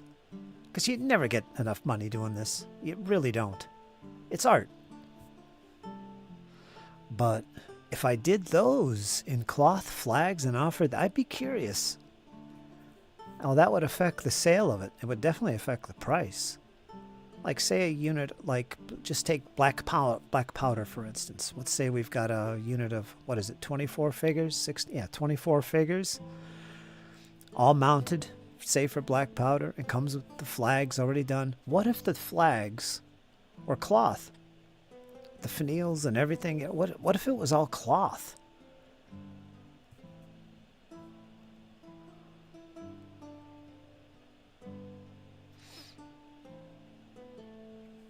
I might try that. Really pump the price up. But in those particular areas, I think people are willing to pay good money in 28 mil. At least that's my experience. The cheapos are the World War II folks. You can paint up really top-notch P-dot camo on your just everything. Go hog wild with it. They're cheap.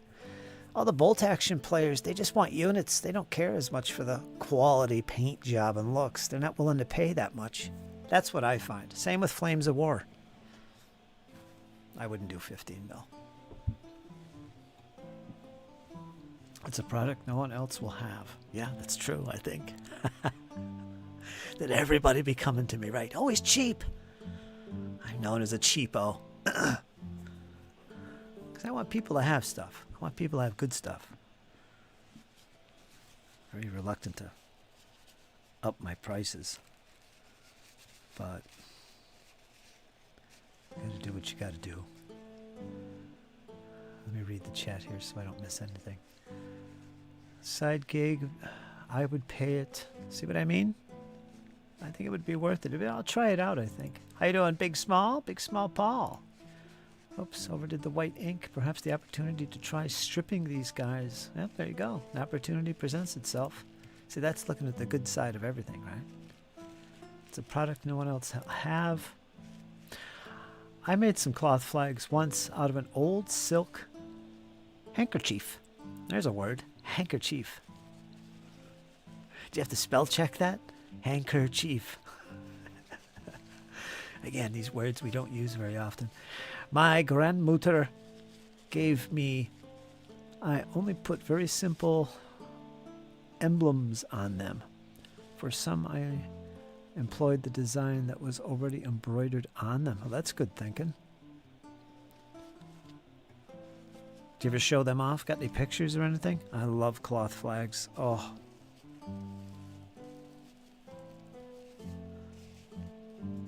I might do them for the sails of my ships, too.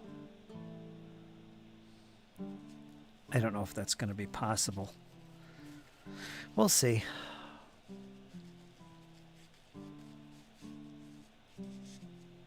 I'm already thinking about the scales I want to look at for my naval stuff.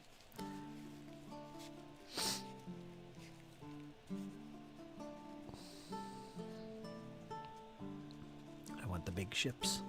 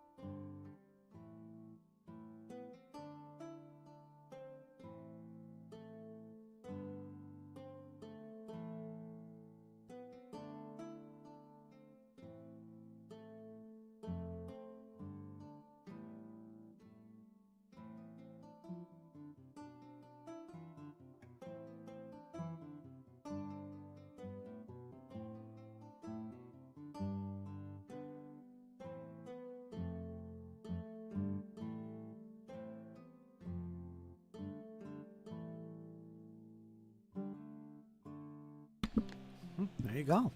Glad to have you, Paul.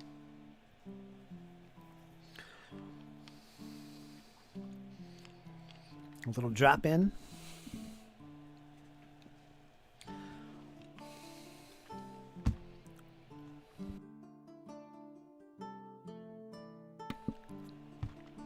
I'm just winding down after that big push with the flags.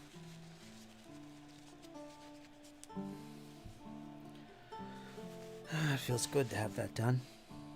Wasn't going to stream today. It's Saturday. I did one yesterday, but Squirrel's around. It's his last session before he goes off to work.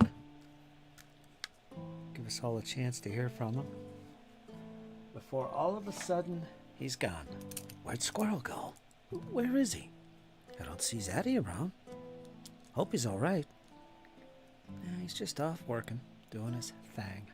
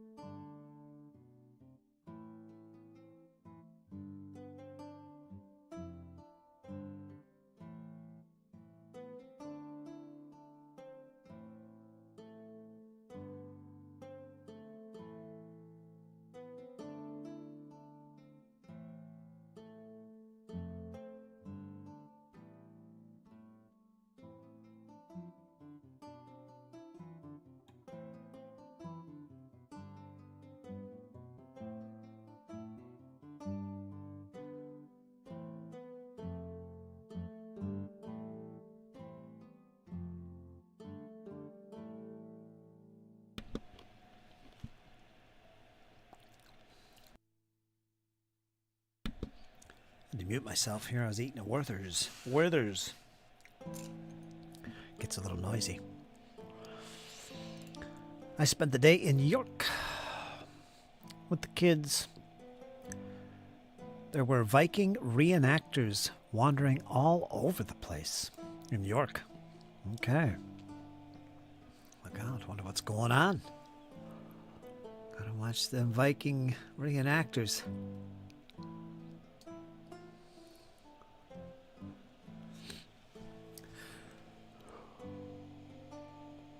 I love that sketch there. It was done by my friend Stefan.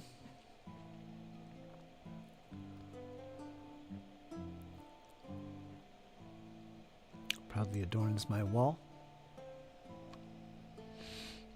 There's my sealers there. You could see them, those two cans.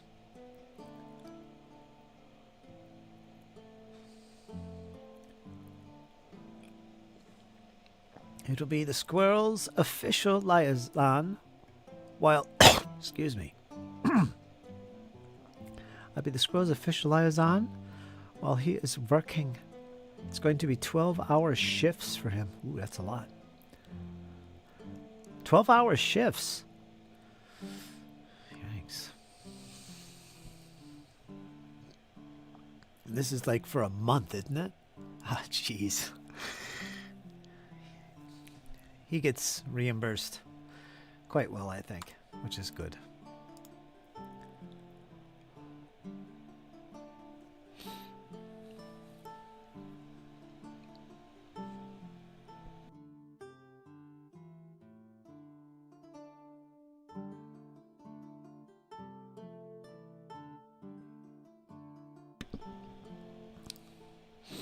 I bet you'll miss him, Zadirak. I think it's good for relationship, though. You have those spurts where you spend not an overly long time apart. Then you got your together, and then you got separation and together. And I would think that would be good. Kinda. I don't know. It's certainly good in a way, but I think if it's too much and too long, too often, I think it can really wear you down. But I don't know. Zadarak and Squirrel know. They know, I'm sure they've discussed. I've been lurking, making dinner, and getting things for his departure.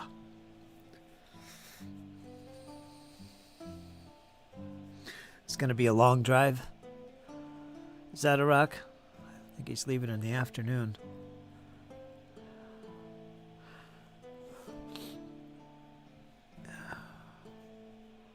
He's a working man.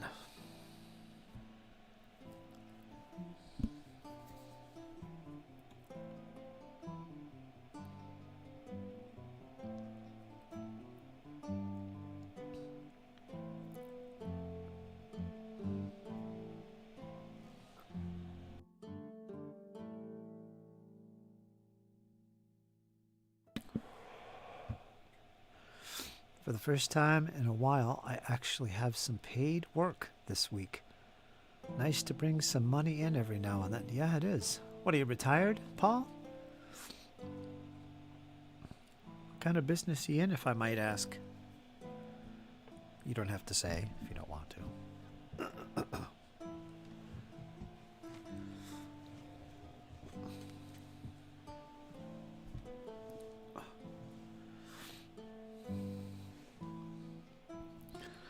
And it certainly is.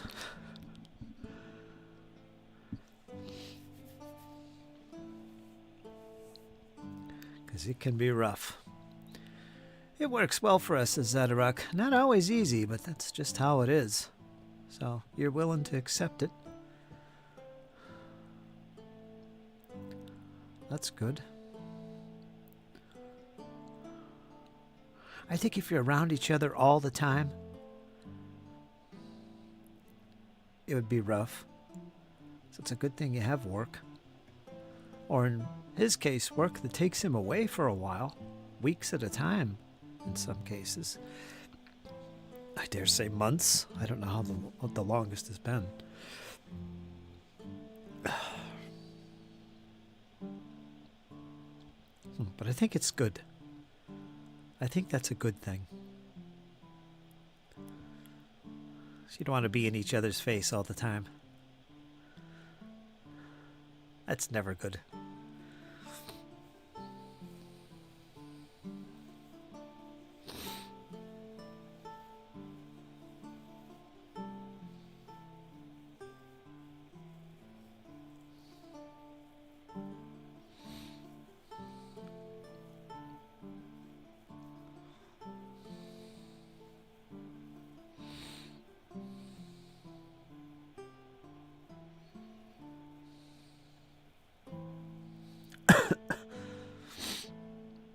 That's a window to my front yard there, by the way.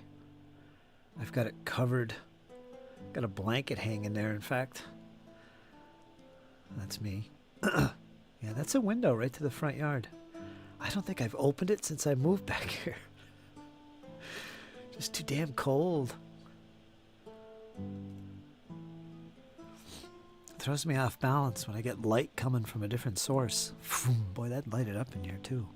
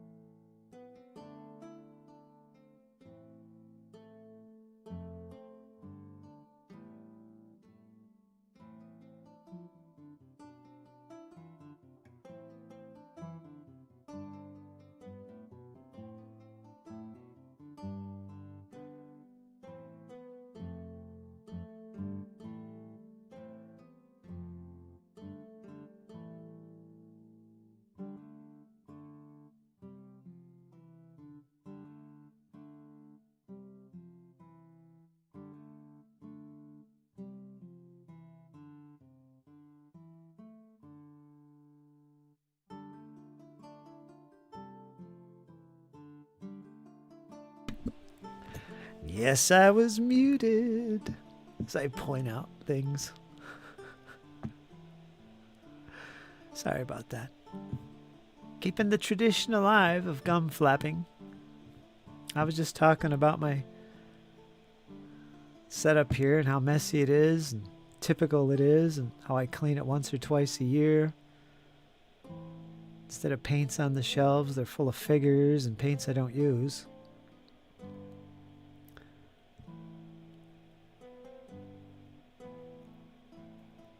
This shelf was built by Jesse when he was in high school. I've used it ever since. There's a little imperfection there. I'm going to have to point it out to him. I'm sure he knows. Right there, he sunk the shelf too deep.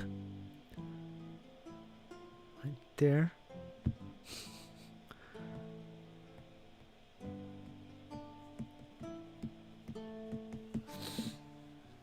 In my little alcove.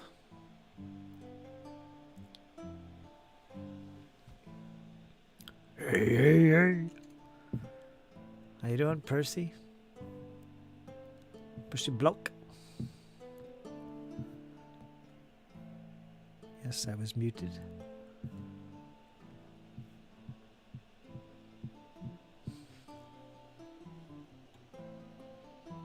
Premium soy blend candle.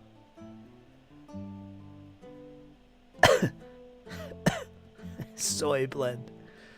That's great. That's all I need. Holly berry.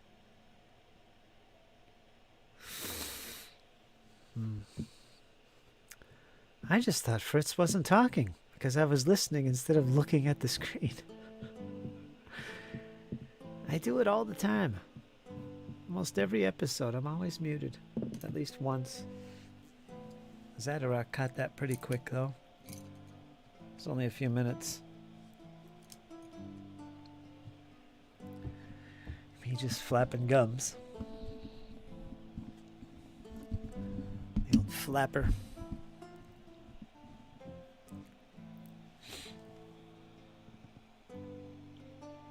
Oh yeah, and then I got these guys up here, of course.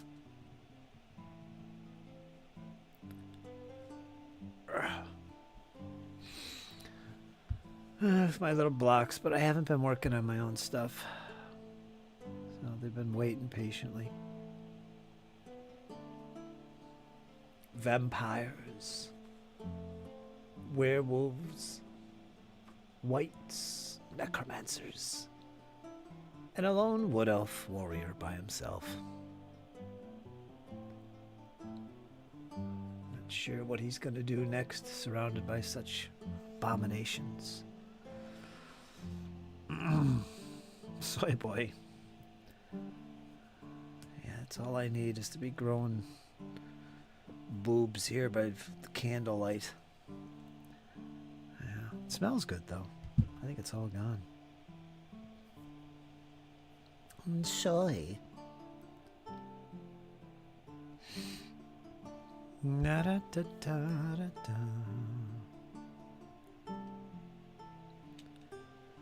There's my map of Galarian. Notes. Battlefield map from school that I decided to frame.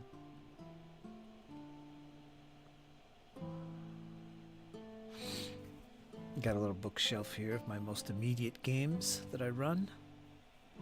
Got a Pathfinder Bestiary, Castles and Crusades, Triumph, my notepad, more notes, Compass Games catalog.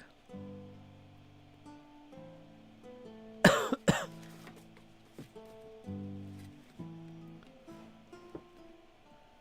Flames of War painting book down here.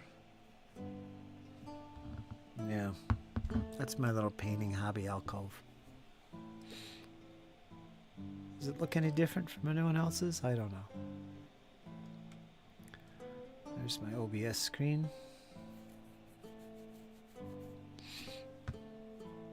See the little volumes down here? I like this. I can control the volume of all different things.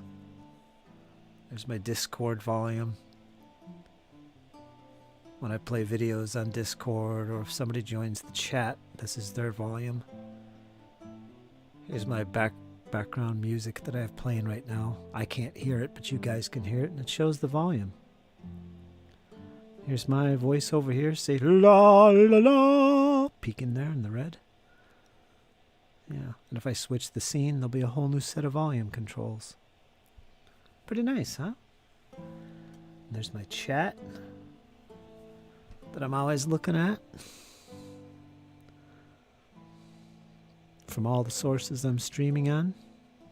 I could also type in here. I could turn Jeeves on over here. I could click that little button. If I click on that, well, let me actually go there. It'll put it up as right here on the screen. Flags are done painting. Got the highlighting done. I'll show them to you in a second. Click it again, it goes away. It's pretty cool, huh? OBS.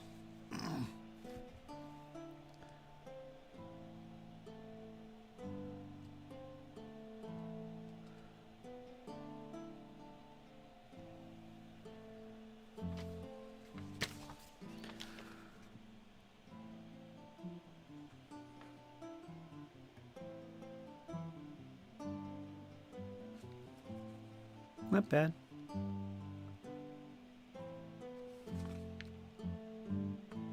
I don't think it's on autofocus. You won't be able to see that. That's pretty good there, though.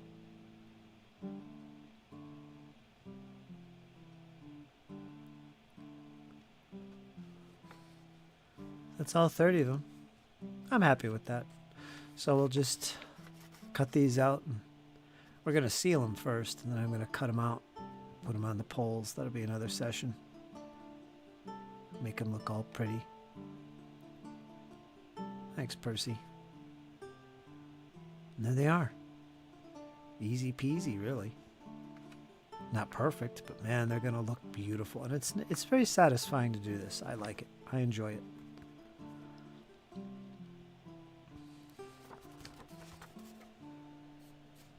Just a little extra.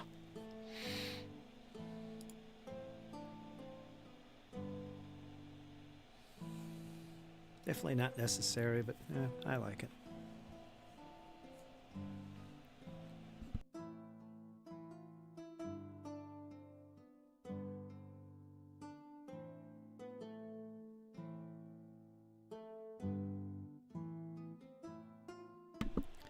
Personalized flags.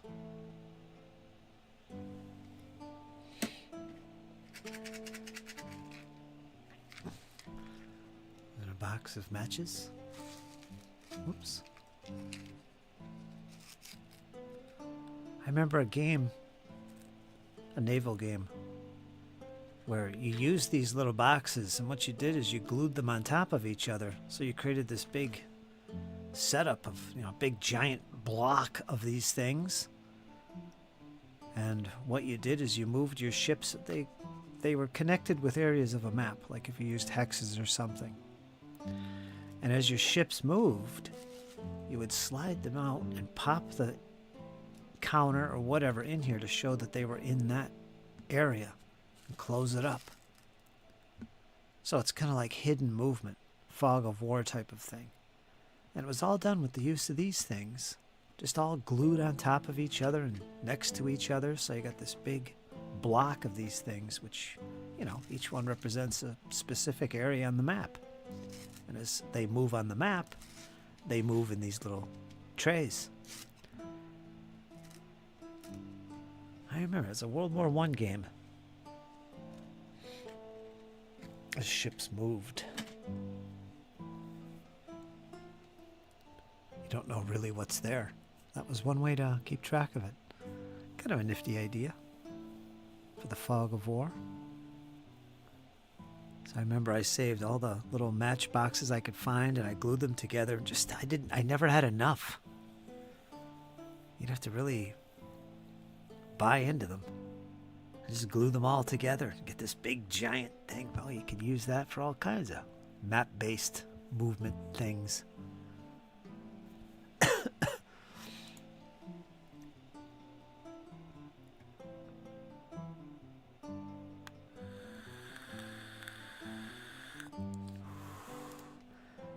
let's check that out. I'd like to see.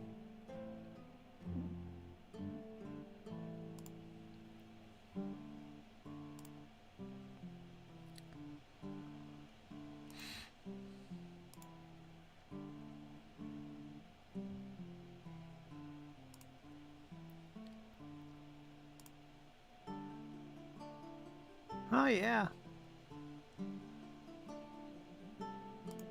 Well, let me read it first. I keep forgetting. Been scouring my picture files trying to find a cloth flag, but instead finding other cloth projects. Here is an elephant conversion utilizing cloth with a pattern. Ah, you used pattern cloth to do this. Pretty smart. Look at that. That's pretty nice, man. Is this glued? Water and glue mix to harden it up? Or did you just literally take the cloth and put it on there? You do have it kind of wrapped around here like this.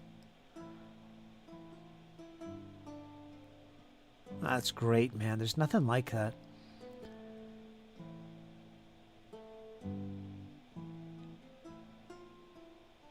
To me, this is what the hobby's all about. It personalizes things in such a way. I love it.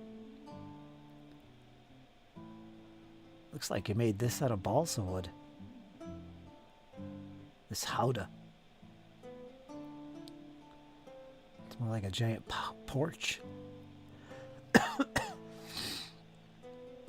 That's nice, Paul.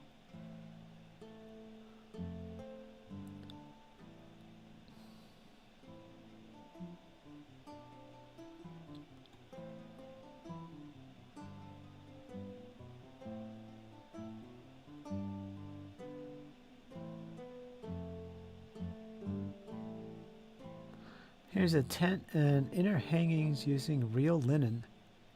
A bit of sewing required for this sort of thing. Wow. Yeah, I like it. Oh, I love it. Look at this. Look at this cloth on the table.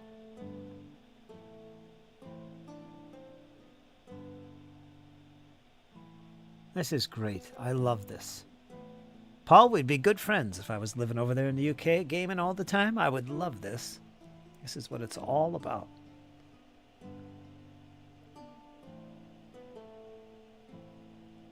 Somewhere in the Reichland. This guy looks like an elf. Is that an elf? I like this guy in the turban. He got his eyes. He's got his eyes on him. I like it. Fantastic. And of course, these are for your videos that you do, which are perfect. I always thought how I could do things like that. I'd be moving the models around, but you got it just right when you create this scene. And as individuals are speaking, you'll put the camera on them and it'll be like a close-up of this guy talking, which is perfect. You don't need to be moving things around or anything. Just go to the model. Yeah, that's a great way to do it. If I ever do something like that, that's what I would do. Great inspiration. Yeah, so there we go.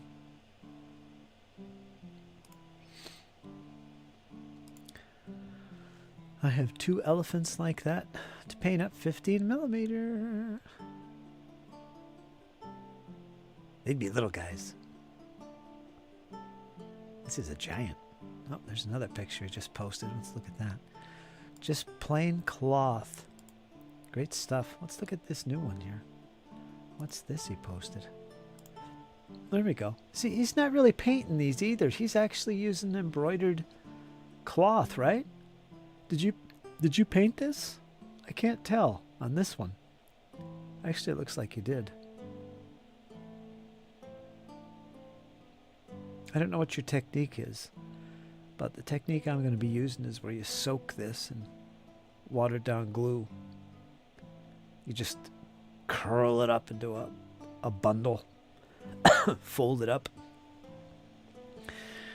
and then you take it out of the mix after so long, a few hours or a day, and then you unfurl it, and it leaves all the creases and stuff in it when it finally dries, like hard as can be.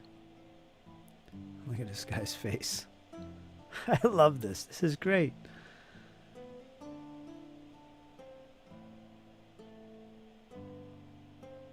Did you ever check out his videos series that he does, Squirrel? He does really good work in his narrative, descriptive things, and he uses these models as a back scene. He does it so well. He's got a corner on the market when it comes to this stuff. He's worth looking into, learning some techniques. He's not the only one to do it. I've seen others, but he does it the best. He's good at putting these scenes together. Yep, that's the flag, I'm guessing.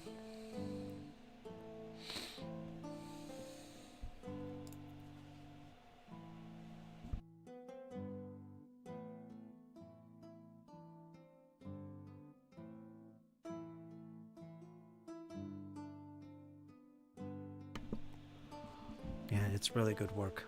Inspirational.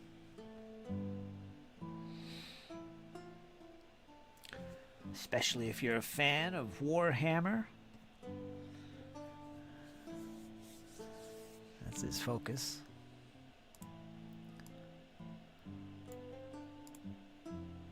They move that over. Let me see. Whoop, there we go.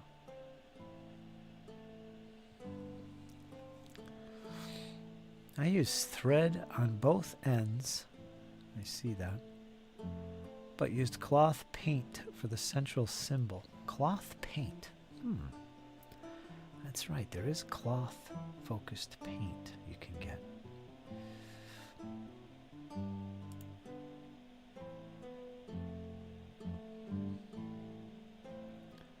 There's a blog I follow that has a great article on making these banners out of cloth.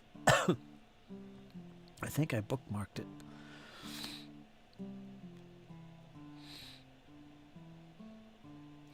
I think if somebody could make a video on how to make these, it would go viral in the community because it's a very interesting topic, how to make cloth flags.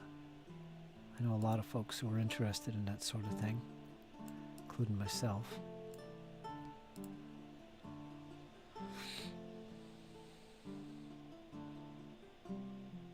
Yeah, so there you go. Let me look at that flag again.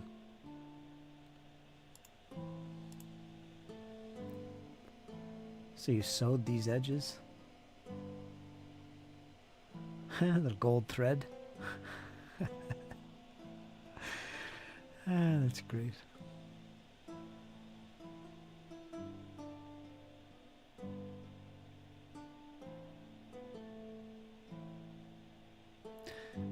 Where'd you get all these figures? What make are they?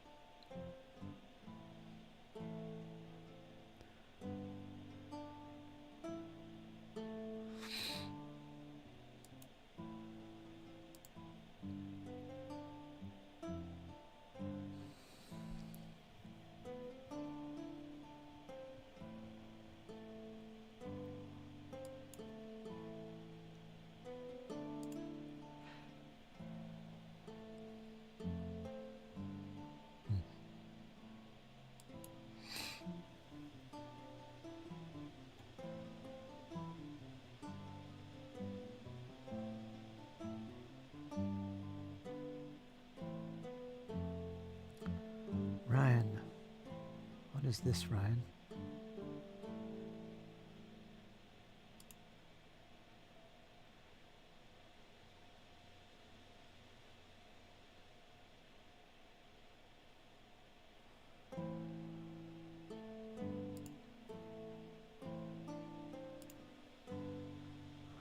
Oh, we got rid of it. I'll try again. That was a broken link. Come on, Ryan, you got this.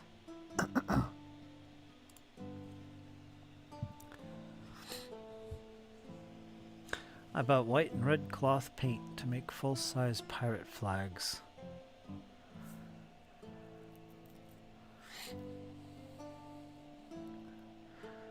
What do you mean full-size? You mean life size? What do you mean full size? You talking in scale for your big ships?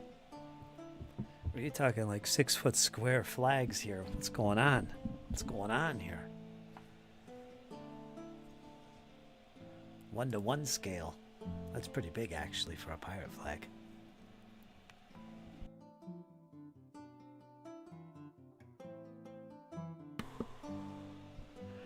There we go.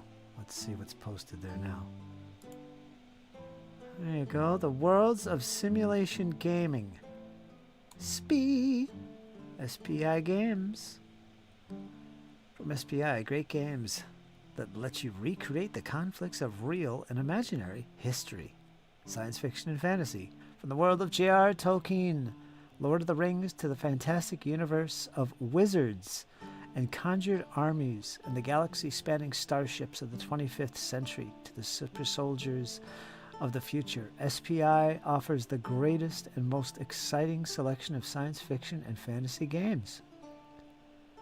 Modern and hypothetical, from the Soviet invasion of Europe to the many clashes of the Arabs and Israelis, SPI has pioneered the simulation of present-day and near-future warfare.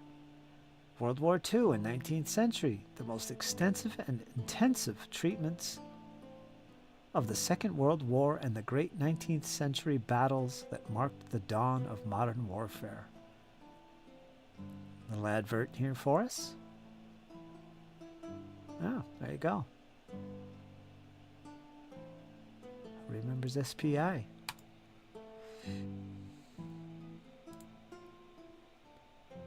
Let's pass out some cheers here.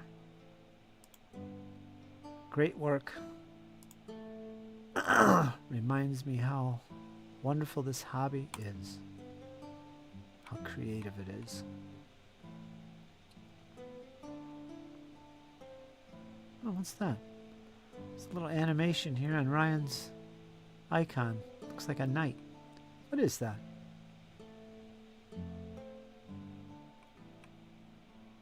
Getting fancy, Ryan. I see it. He's got an animated avatar. Alright. The pick with the flag has Perry miniatures and artisan designs. Okay. I've been on the hunt for the SPI token games. I think there's 2 different ones. Life size. Life size. Okay. Okay. Getting down with the pirates. Getting down with the pirates, Paul is. He's going to let the neighborhood know where he stands. That's right. He's going to dangle him off the broadside of the house. Hang it from the stern. Right. There you go. Full size, baby.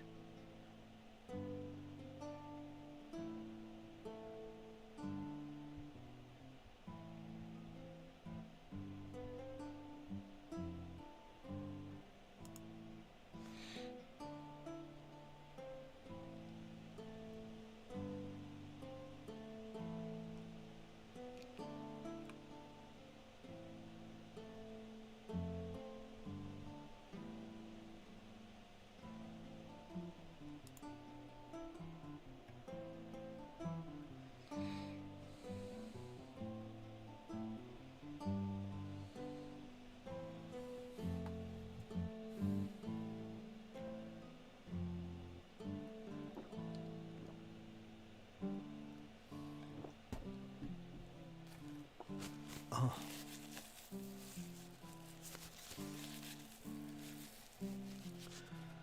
I don't know what else to show you guys now.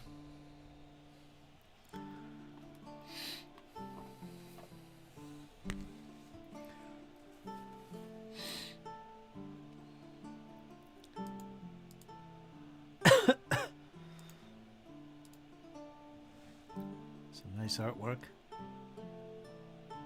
Wayne Reynolds artwork.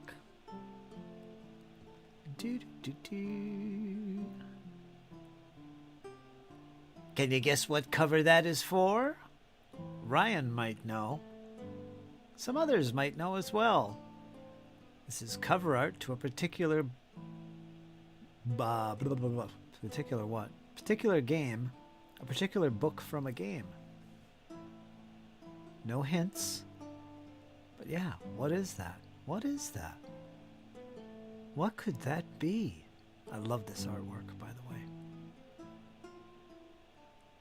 She's one of my favorite iconics ever. He's okay. Yeah.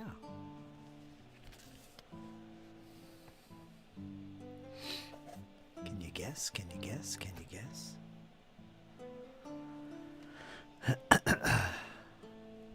Winner wins a hand-painted flag, any scale you wish. In cloth. Contact Paul. Better hurry up and guess the answer, Paul. Or somebody else does, and then you got a new commission coming right there.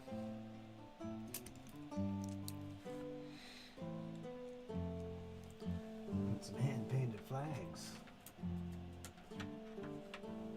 Somebody knows. Somebody knows.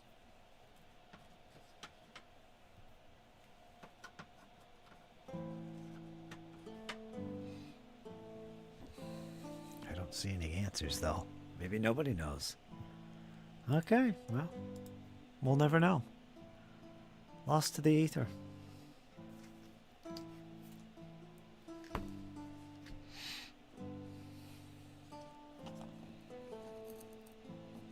Little tree.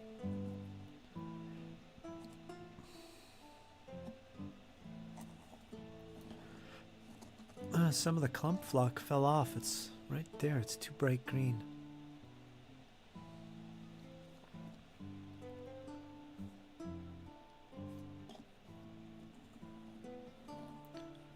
Two different colors of clump flock, of course, for your tree. That's what I used there. Used a glue gun. You could see some of the glue. So these trees were actually made of wire. You could see in there. You see right there. You see the wire? You could make these out of extension cords. You gotta strip the wire. Get little arms for the limbs. That's all that is. Very bendable. I just put it on some corrugated card to lessen the likelihood of warpage. Spackled the edges so you don't see the holes. Put some deadfall from limbs I got from outside. Some kitty litter for some stones. Lots of flock for moss and grass. Bushes, some more clump flock down here. That's all that is. Looks pretty good. That's for 15 mil.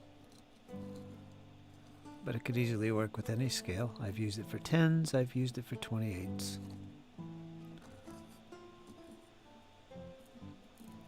In 15 mil, this would be a pretty tall tree. I think like 30 foot.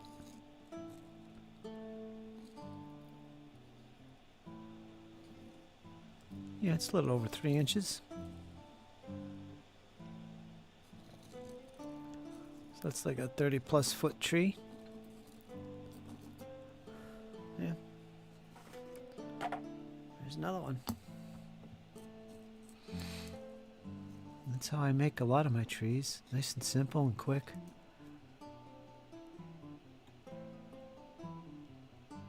Yeah. Get yourself a glue gun and some clump flock and go to town.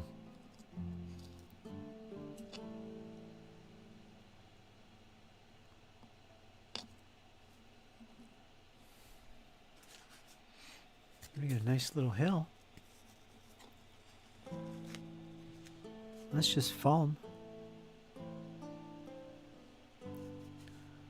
carved, sealed, sprinkled with flock, fine flock. You can see I put a little sponge dry brush effect out here to change the color so it wasn't just a solid green. Got a little yellow in here, maybe a little brown. I do that in all my terrain. Not so much on this. You could just make it out. Little splotches. Use a sponge or something. You know, go like that with it. That's all. I guess I didn't do much on this one, but yeah, it's got it.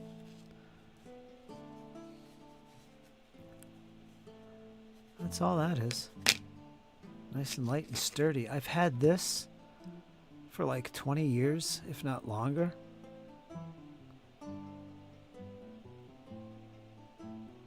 Yeah, probably like 30 years I've had this.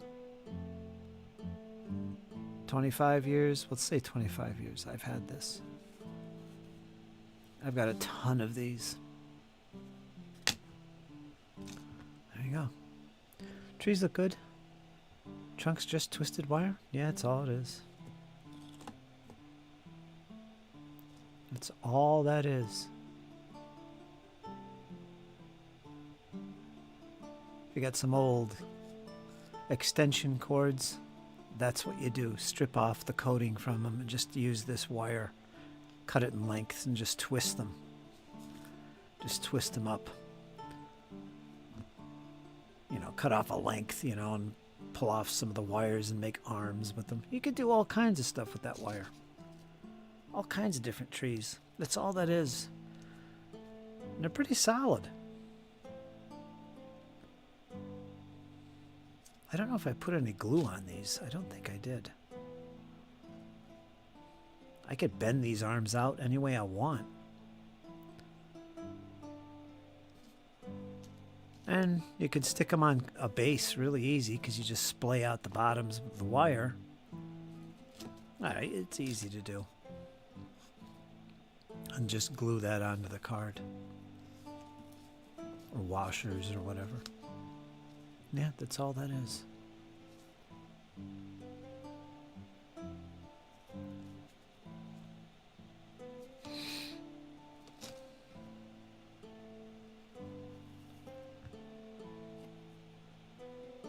Do that in a day. Make a whole forest of trees. Little deciduous trees. Deciduous.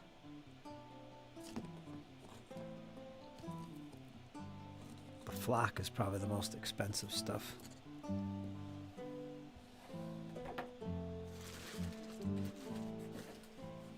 We got anything else in here? This is an interesting one. This is actually,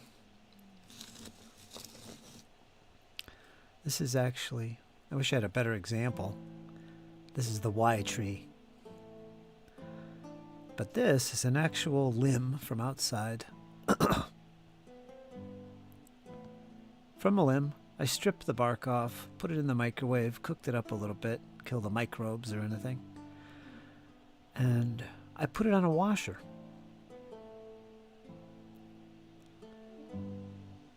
See, there's cardboard on the tree itself to block the hole around the washer. But what holds this stick in place on this washer, you could use anything. I've used paper mache, just, you know, newspaper or paper that's mixed with watered down white glue. Or you can use celluclay, which is the same thing, but it's very fine paper. So it's almost like a clay you're working with. That's all you do. And you create a little base for the stick to set in here nice and solid. That creates the base and it sticks to the washer. Really, really sturdy. You can even take paper towels and soak them in watered down white glue. Soak them in it. Give them a little squeeze and kind of wrap it around the trunk. When it dries, it's going to be a mound. It's going to really hold whatever you got in there.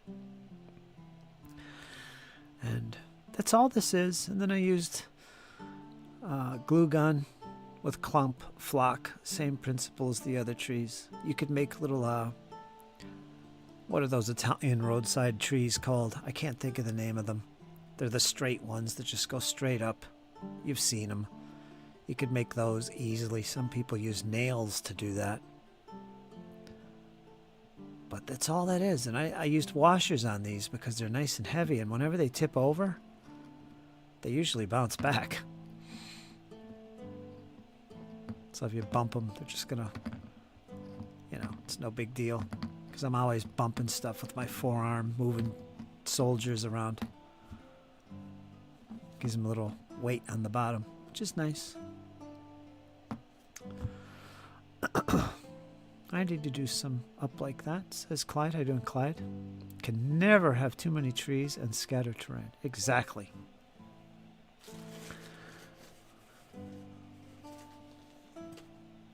Here's another tree.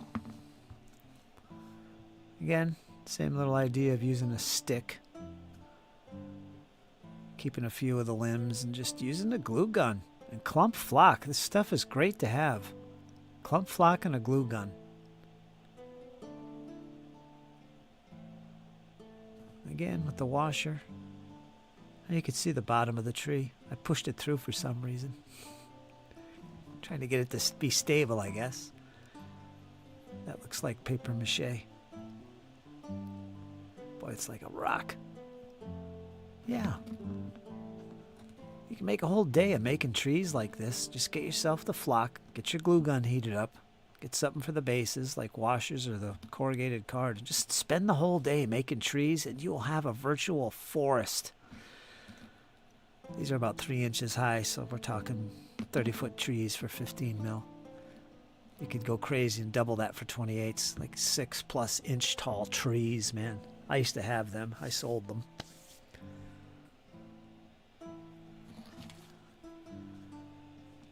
I got a piece of felt. Get that on Amazon or craft shops.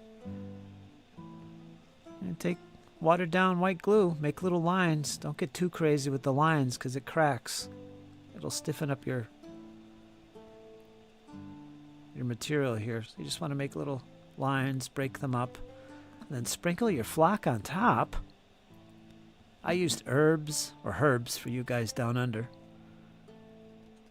Like oregano or whatever. And sprinkle that on top and then take your paint roller. This is what I call a paint roller. And go over top like this. Just press it down into the glue. You know? So it stays in there and you get kind of nice texture. I've even got little stones in here. Little cat litter stones in there. Yeah. Little bits and pieces of clump flock, you know, for some extra growth. And the great thing with these, as I've demonstrated many times in my videos, the great thing with these is like, okay, there's my forest border. You know where it is. You got some undergrowth you'd see in a forest. But you can do this. You could take the hill and look at that. You could fold it up over the hill terrain like that. Press it down. Look at that. Look at that. You got a hilly forest. You know, throw your trees on there. Look at that. Put some rocks and sticks on there. You know, to really make the undergrowth look right. Yeah, I like to use these pieces of felt. This is like a cigar color felt. That's what it looks like. Yeah, that's great. I've made fields out of this, plowed fields. Use permanent ink to draw the lines. I might even have one here next to me. I've made videos on this stuff, you guys. Some of my most popular videos is how to use felt. Here you go. Look at this craziness. Look at this. Look at this. Like it's the same felt. Nice and soft and pliable.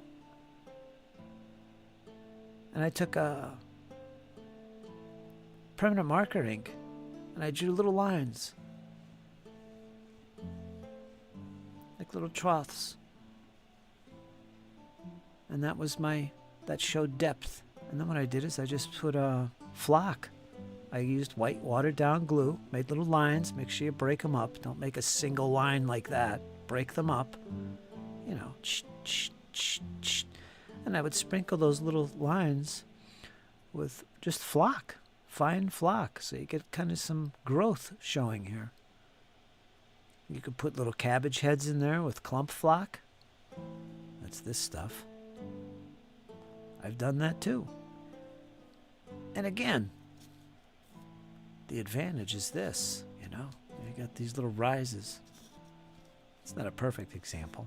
You'd hide these edges with lichen or something. Fields are always surrounded with walls or something. They're not just lines like that. But yeah, that's cool when you can represent some height to your fields and stuff. Very nice. Corduroy is another one you could use. I didn't have any, so I just made up my own. I would prefer using this because it's so easy. You could make hay fields instead of the troughs. You'd just have the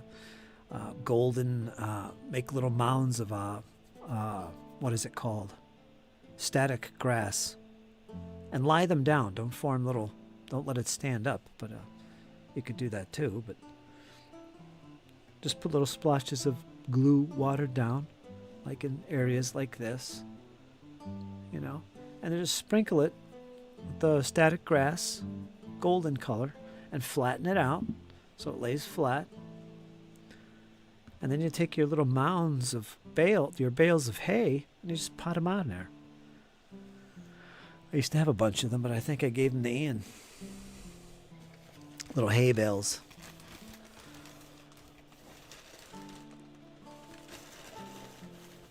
And of course, here's your lichen that you'd surround your fields with, so you'd never see those ugly edges. You know, this is what I do in all my battles. You know,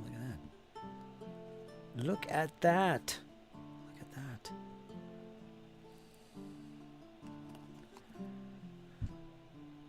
No, it's nice. Look at that. It's just flat, just felt. That's all that is.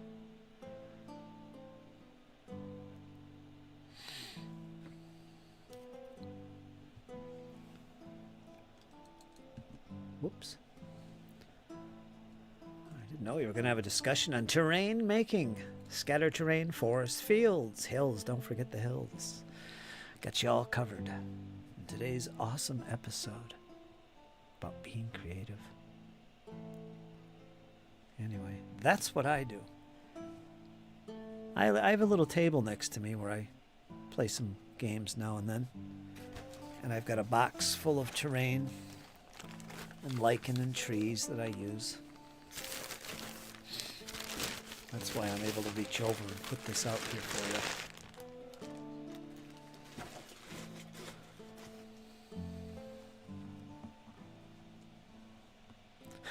It reminds Squirrel that it's laundry time.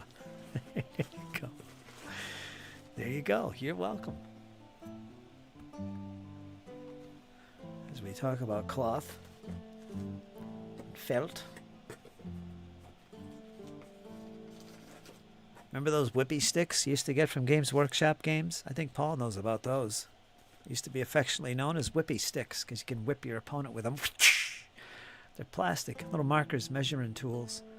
They were either solid blue, which were usually using the metric system, or they were red using 1-inch imperial measurement. This one's in metrics. But yeah, if you look there close, you could kind of make out the distance. What I did is I actually painted these white every, in this case, 3 centimeters. So here's the first 3 centimeters, here's the next 3 centimeters. Because at the time I was playing a game where 3 centimeters was a base width. So units would shoot and move according to their base widths. So musketry range might be 3 base widths. All right, there's 1, there's 2, there's 3. So I took these whippy sticks and I actually painted them like this. And then I sealed it. I sealed this so paint wouldn't come off. That's one use of these whippy sticks. I don't know if anyone ever thought of doing that. But there you go. And if I was using, say, 40 millimeter base widths, I'd just mark off 40, which would be right there. And that's what I would paint. So yeah, if you ever have any of these whippy sticks laying around, I have literally hundreds of these. Yeah, I decided to make use of them. You could actually cut them too and make them smaller. It's great for DBX type games. Yeah, so there you go. I mentioned that because it's laying here in front of me. I did something similar with balsa wood. I made these little measuring sticks out of balsa wood. This is for DBR. A pace marker. Yeah, you just lay it down there. Okay, there's 100 paces right there. There's 200, so on and so forth. Little measuring sticks. Yeah, they're solid too. They won't break. Nice and thick balsa wood. In fact, I went so far to make 2 of them. Let's see how accurate I was. Yeah, not bad. Little off there in the middle. Yeah. Little pace markers. And these were for DBR.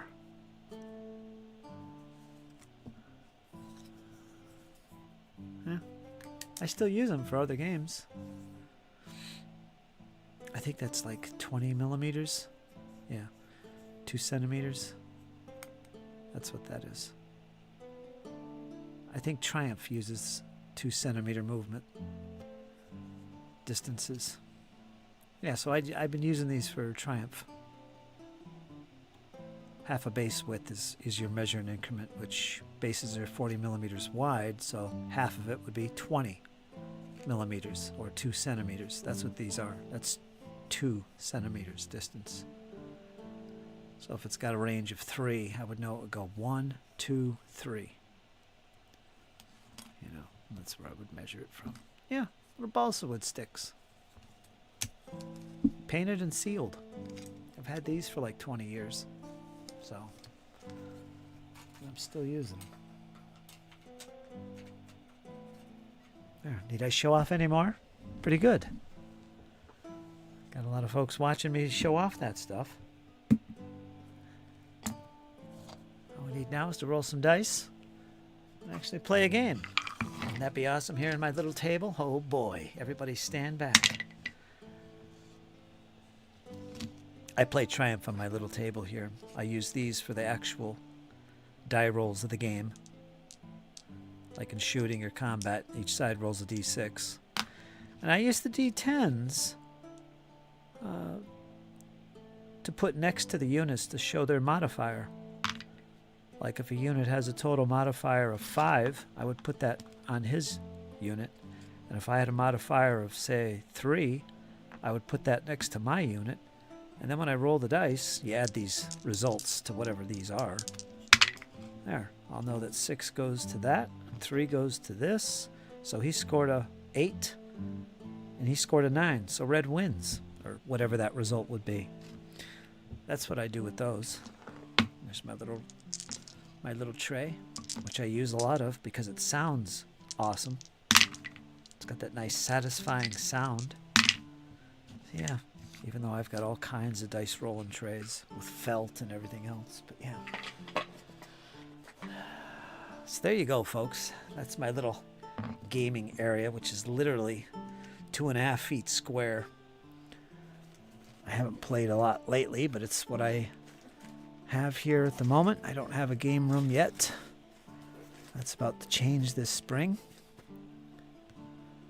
You guys can kind of see it every now and then. I do show it off. Let me see, where is it? You can see I got a cigar box battle mat here. That's what this is. This is the table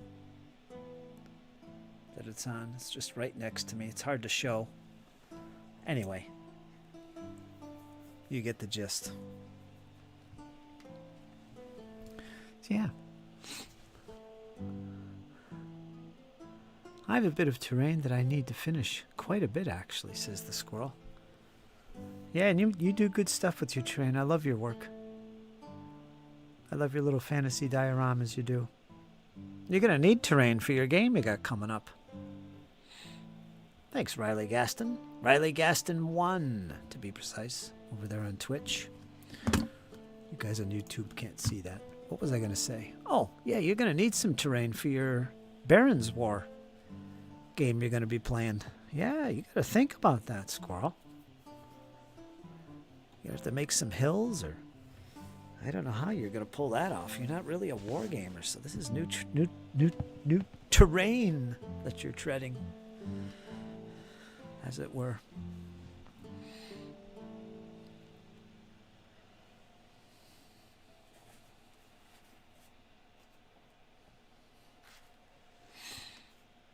I think you'll enjoy that.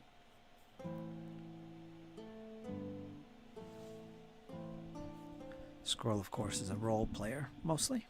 But he likes to use miniatures in his games. So, there you go.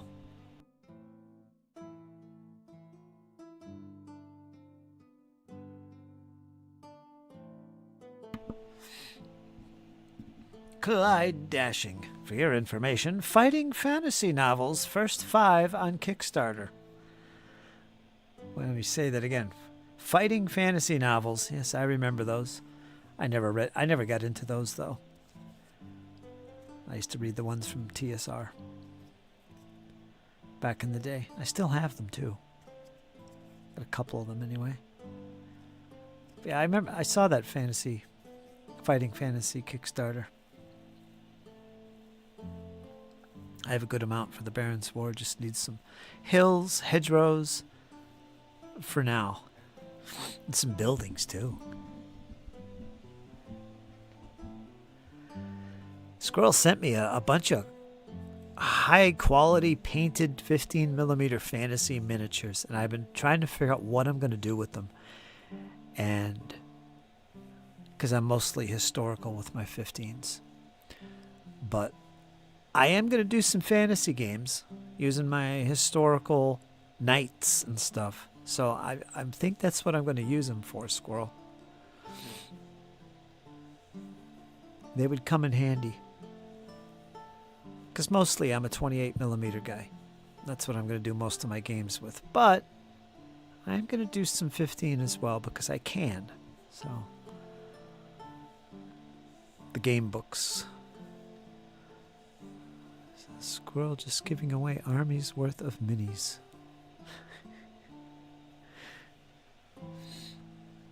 How you doing, Clyde, by the way? Everything okay?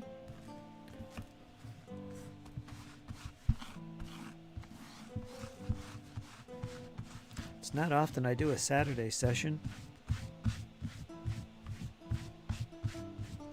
But here we are.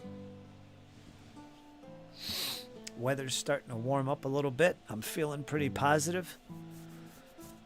So yes, here we are. I finished the flags. The painting is done. I'll show them off one more time. For those of you so interested.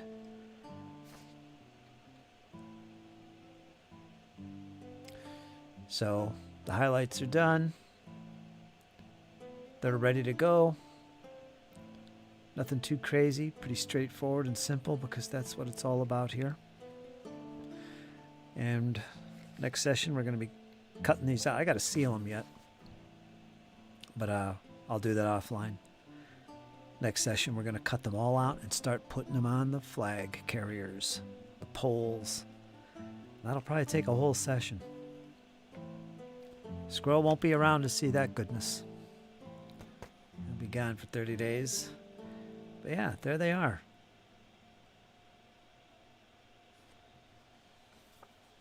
And then we'll finalize that process and that commission will be done.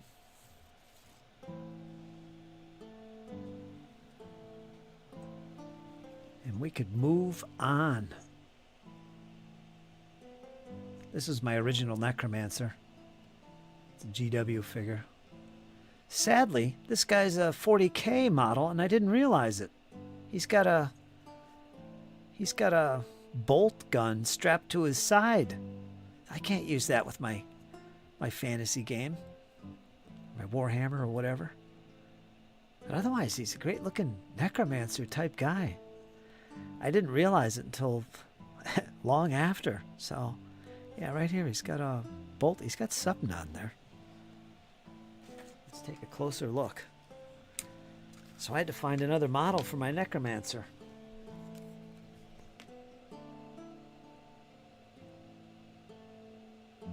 That said, I'll be using him in my 40k games, though, so...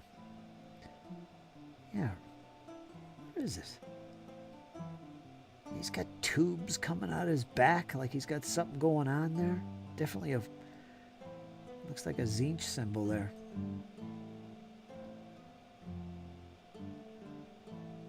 Yeah, right here he's got a... I think that's a bolt pistol.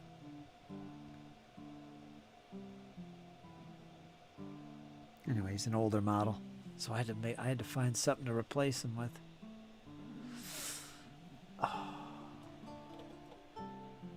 Oh well. My sisters of battle will have fun with him as they purge.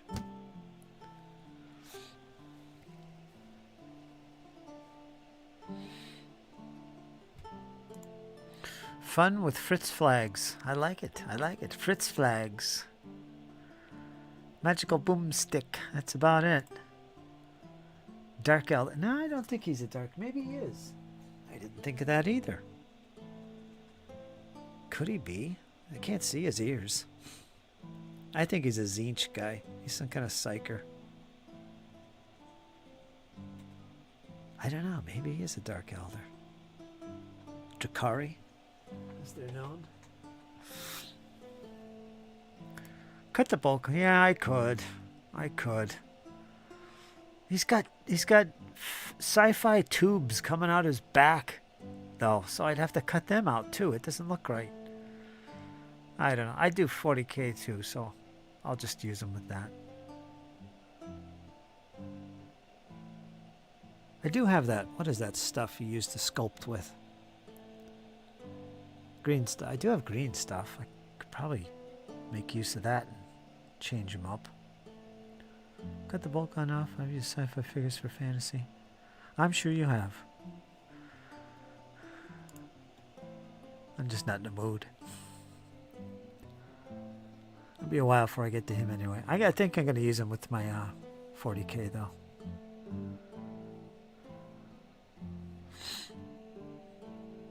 I'll definitely be going over stuff for Harn. Definitely going to pick up where Arn, yourself, and I left off. Yeah, when you get it all together, we'll do something live. We'll set aside a session either on your stream or over here, or whatever. It's pretty much a spontaneous type of campaign we're playing with Squirrel. Hopefully it'll turn into something a bit more. We'll see. He's having fun. We're all having fun. Squirrel Hermit. Doing some Harn.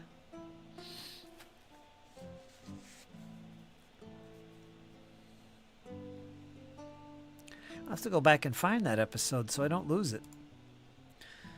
The little intro we had. I'll have to, there was 2 of them actually. Pull them out and put them into a video so we can all refer to it. The prologues. Damn, it's getting hot in here. I'm starting to complain about the heat. Can you imagine that? Oh yes. Warm weather is coming, folks. I can't wait. La da da da da. It's 30 degrees and it's like springtime. Crazy. 6 mile per hour winds. Feels like 20. Not in here, it don't. It's gonna dip down to 25, 24. That's not bad.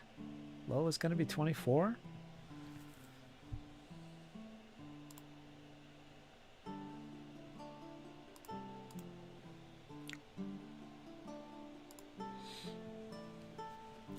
I finally found that flag I made from an already embroidered corner of kerchief.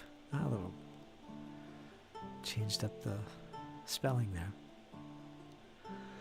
Don't look now, but check out Discord later. Okay, okay. Where in PA are you? I suppose you're asking me. I'm in Because we have a bunch of folks here in PA. I'm up near Scranton. I'm on the border to Scranton. Much more rural area than Scranton. My sister lives in Allentown. Okay, she's down south of me. It's about 2 hours from me. I'm like 2 hours from everywhere that means anything. Allentown, Philadelphia, New York City, Lancaster, Gettysburg. They're all like 2 to 3 hours away.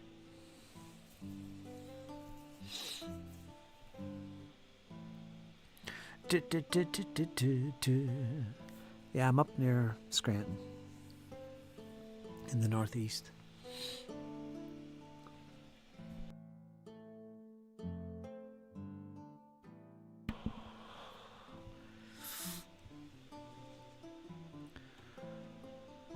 Gonna have to go to bed now, says Paul. Okay, my friend. I'll probably see you on Monday. Tomorrow's my get-together day with folks. Might play some games. Can't keep my eyes open. It's beyond midnight. I'm getting itchy with sleepiness. You take care of yourself, Big Small Worlds. Thanks for sharing all that goodness, and I'll keep my eyes open. We all will. For this upcoming flag picture. Cloth flags, folks. Can you imagine that? It's going to be awesome. I can't wait to make my own cloth flags. Get some inspiration here from Paul. Big Small. I sometimes work with folks from Allentown. Well, there you go. There you go. Squirrel's a traveling man. He's all over the northern and eastern states as he works. Kind of on the road, he travels to work. He's like one of those mercenaries. Have gun, will travel, reads the card of a man. That would be Squirrel Hermit.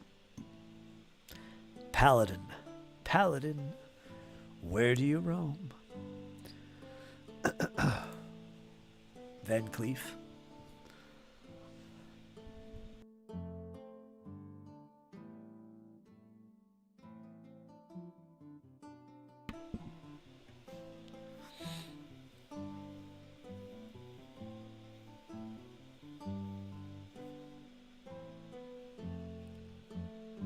Squirrel Merc.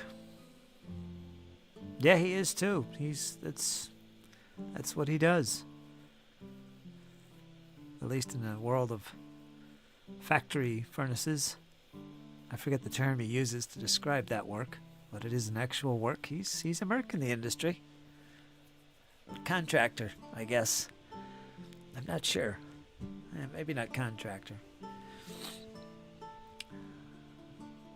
I'll leave it at that.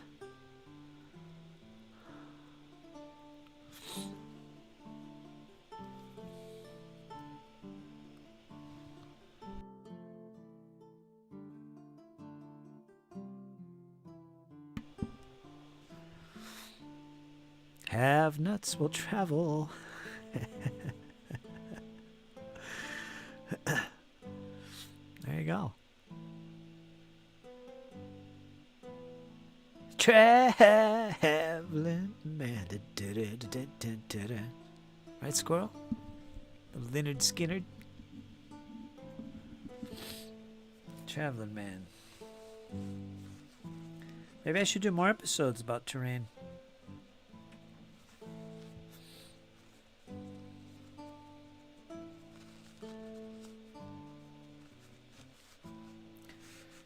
Let's make some terrain.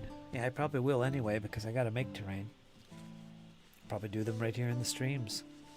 I gotta make terrain for my upcoming games. Since I gave away almost all my 15 mil terrain, except for the hills and trees, I gave it away and I don't have no buildings anymore. So yeah, I'm gonna be crafting some because I like crafting. I like making my own stuff as well as using STLs or anything or plastic. I also like to make them from card because it's easy. It's more personal. I'll be doing that. That'll be fun. We'll make a whole World War II village in one session. Actually, it would take a whole day, but we could break it up amongst a few sessions, I think. Like that, Percy? Terrain making? Yeah, I'm gonna do that. I want to make some buildings.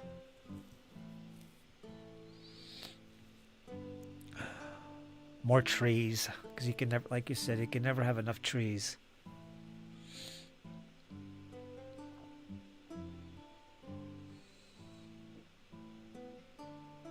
Nice to make all kinds of stuff.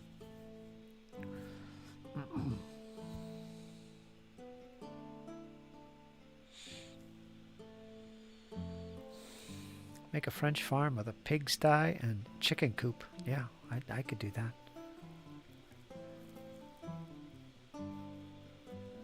See if we could do it in a day.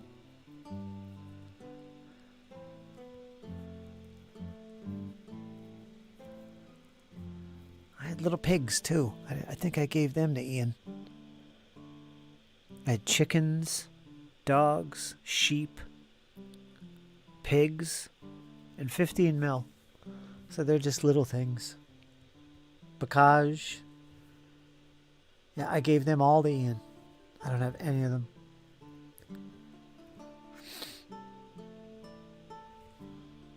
Hedges, just plain hedges. I don't have any of them. Man, I'll have to look and see if what I saved. I gave all that stuff to Ian. I wonder where all that stuff will wind up now that he's passed on. I'd be curious. He had a huge collection of games and books and rules and terrain and painted miniatures, unpainted. I wonder what's going to become of it all.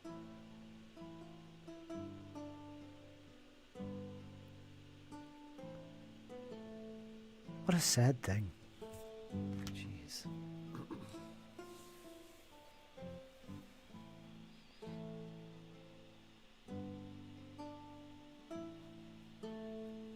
Oh well. Hopefully it finds itself in the hands of someone who will appreciate it. Not get thrown out or just given to kids as toys or something.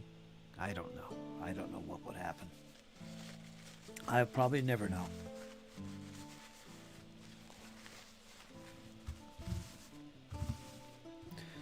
Grim. Well, look forward to that, Percy. I'll do some terrain stuff this spring. Gonna do some 3D printing. Gonna do some crafting. We're gonna make terrain. We're gonna print terrain. We're gonna paint terrain. I've got a ton of terrain ready to go to paint in 28 mil for printed stuff that I've amassed so far. I got a ton of it. I got walls, farmhouse wall sections, all kinds of cool stuff that I basically got a base. Some of this stuff I'm actually going to sell. But I'm definitely going to make use of it first.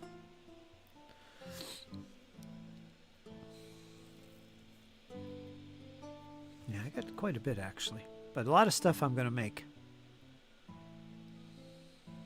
in scale. 28 mil, I got a lot of terrain to make. A lot of World War II terrain. I just got some wolves, bears, and boars last week. 15 mil. I think mine were... My farm animals were from Essex. Or was it Havels? Does Havels make farm animals? I know they make buildings and terrain. I think they might be Havels. which is a UK company that makes terrain. Fritz or wargaming culture. Your stuff will probably end up in a pensioner's collection. Wouldn't that be something? My stuff is scattered around the world. 'Cause I sold off a lot of stuff as well. And it's gone everywhere. It wouldn't shock me if I see somebody on Facebook or YouTube or something and I recognize the models or the terrain. I made that. I painted that. That's my figure. I did that. It wouldn't shock me. Because my stuff just went everywhere. All to gamers. All my armies, my Warhammer armies, my Dark Angels, the whole army, my Iron Warriors, my Undead, my Bretonnians, my Wood Elves, Dwarves, a lot of unpainted stuff, which I won't mention. But yeah, all this stuff was painted. My Spartans, Normans, just off they went. 7 Years War stuff, all my Napoleonics in 10 mil. Thousands and thousands of painted miniatures. Not to mention all my commissions. But I know where they are. I see them in action. Clients will send me pictures in action, so I see it. Even Squirrel's got some of my stuff, and I got some of his stuff. He's got some of my stuff. Doug, who joins the chat now and then. He does battles all the time, and he's got some figures I did for him, as well as some terrain I gave to him. And they feature in his battles all the time. So that's cool.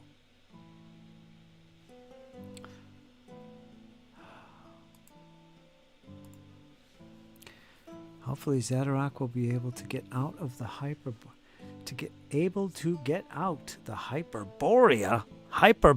books in the mail to you while I am away. I've set them aside. Told us to. Oh, geez, Squirrel, you don't have to do all this goodness. I can't say no. That's great. Are you kidding me? Well, Squirrel's cleaning up his game studio, and I guess he's got a lot of extras that he doesn't foresee using. But it's very nice and kind of you, Squirrel. I appreciate that. So there you go. That's what you do, though, right? You don't keep this stuff. I mean, I do it too. I've given stuff away.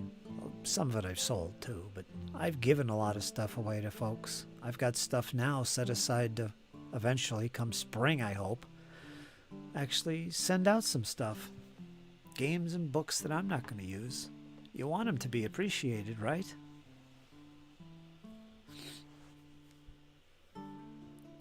So that's ideal.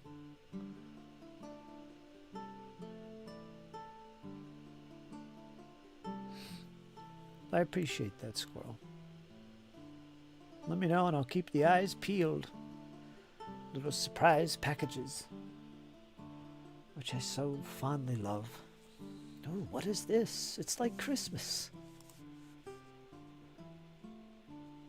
Well, we got some more pictures to share here, or to look at. Let's look at those.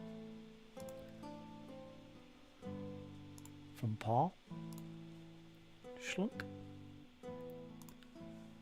Let's see what we got. He's showing off these cloth flags, Squirrel.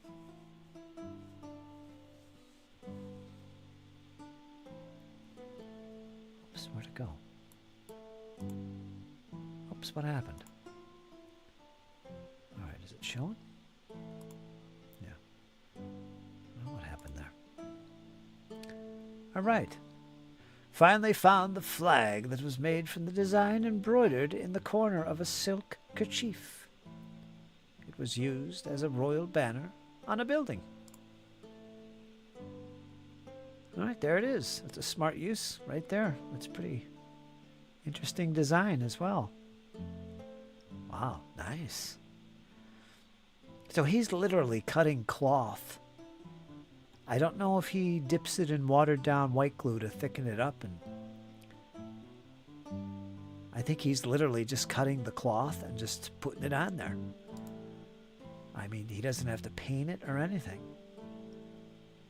A little handkerchief. Then he's got this down here. Same cloth used on the elephant became a table carpet or a tablecloth.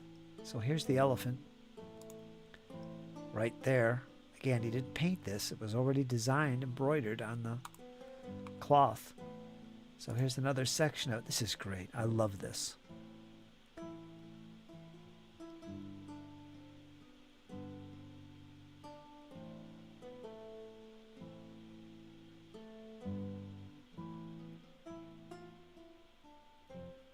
So yeah, look at that.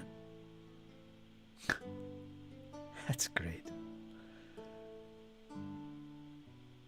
We should all do something like this. He purposely does this for videos, doing a narrative description of his campaign, the events that happened. So he sets up these little dioramas, basically.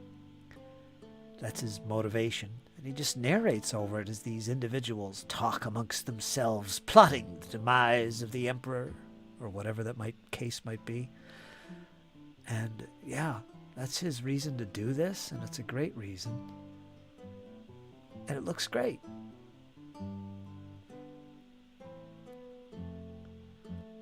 I just noticed these guys they're not even on bases. They're just their feet.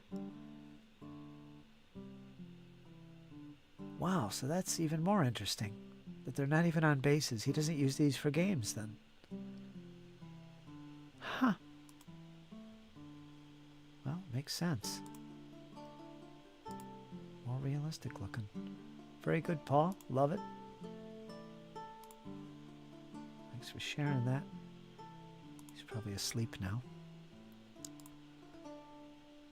I've gained all the insight and inspiration from them. They'll never see the table here, so I'll pass them along to a fellow enthusiast.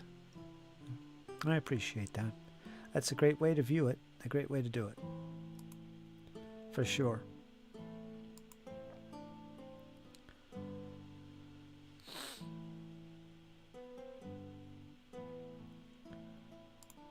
And I love Hyperborea. 2nd edition and 3rd edition.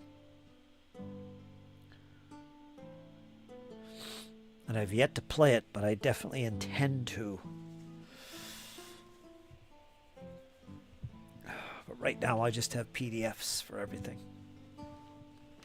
So it'd be nice to have it. And probably 2nd edition is what you're talking about, which is fine.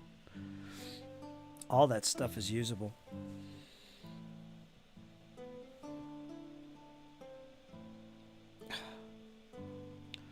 Or 3rd or whatever. But yeah. So there you go, folks. That's how things are done.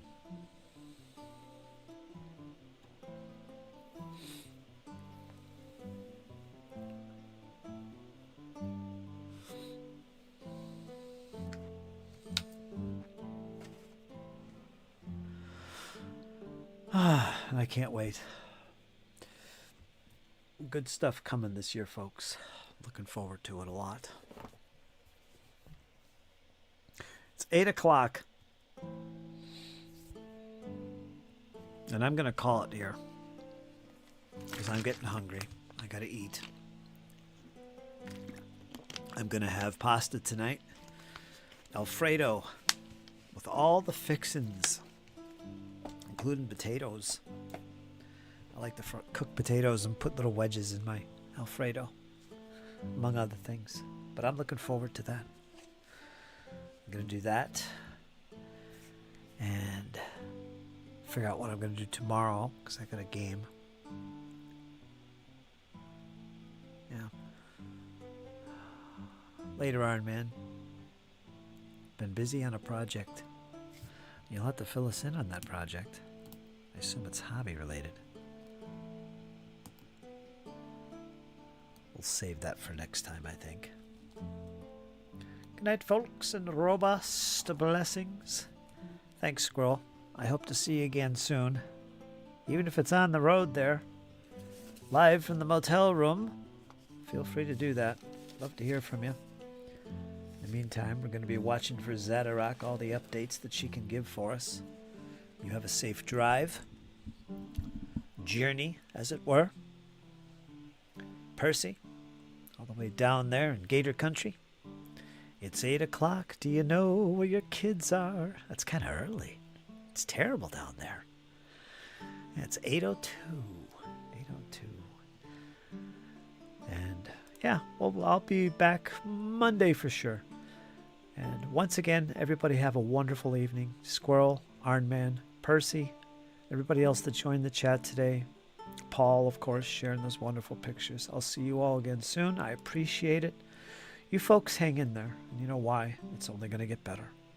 And that's the truth. And I'll see you all again soon. So take care, everybody. Toodaloos.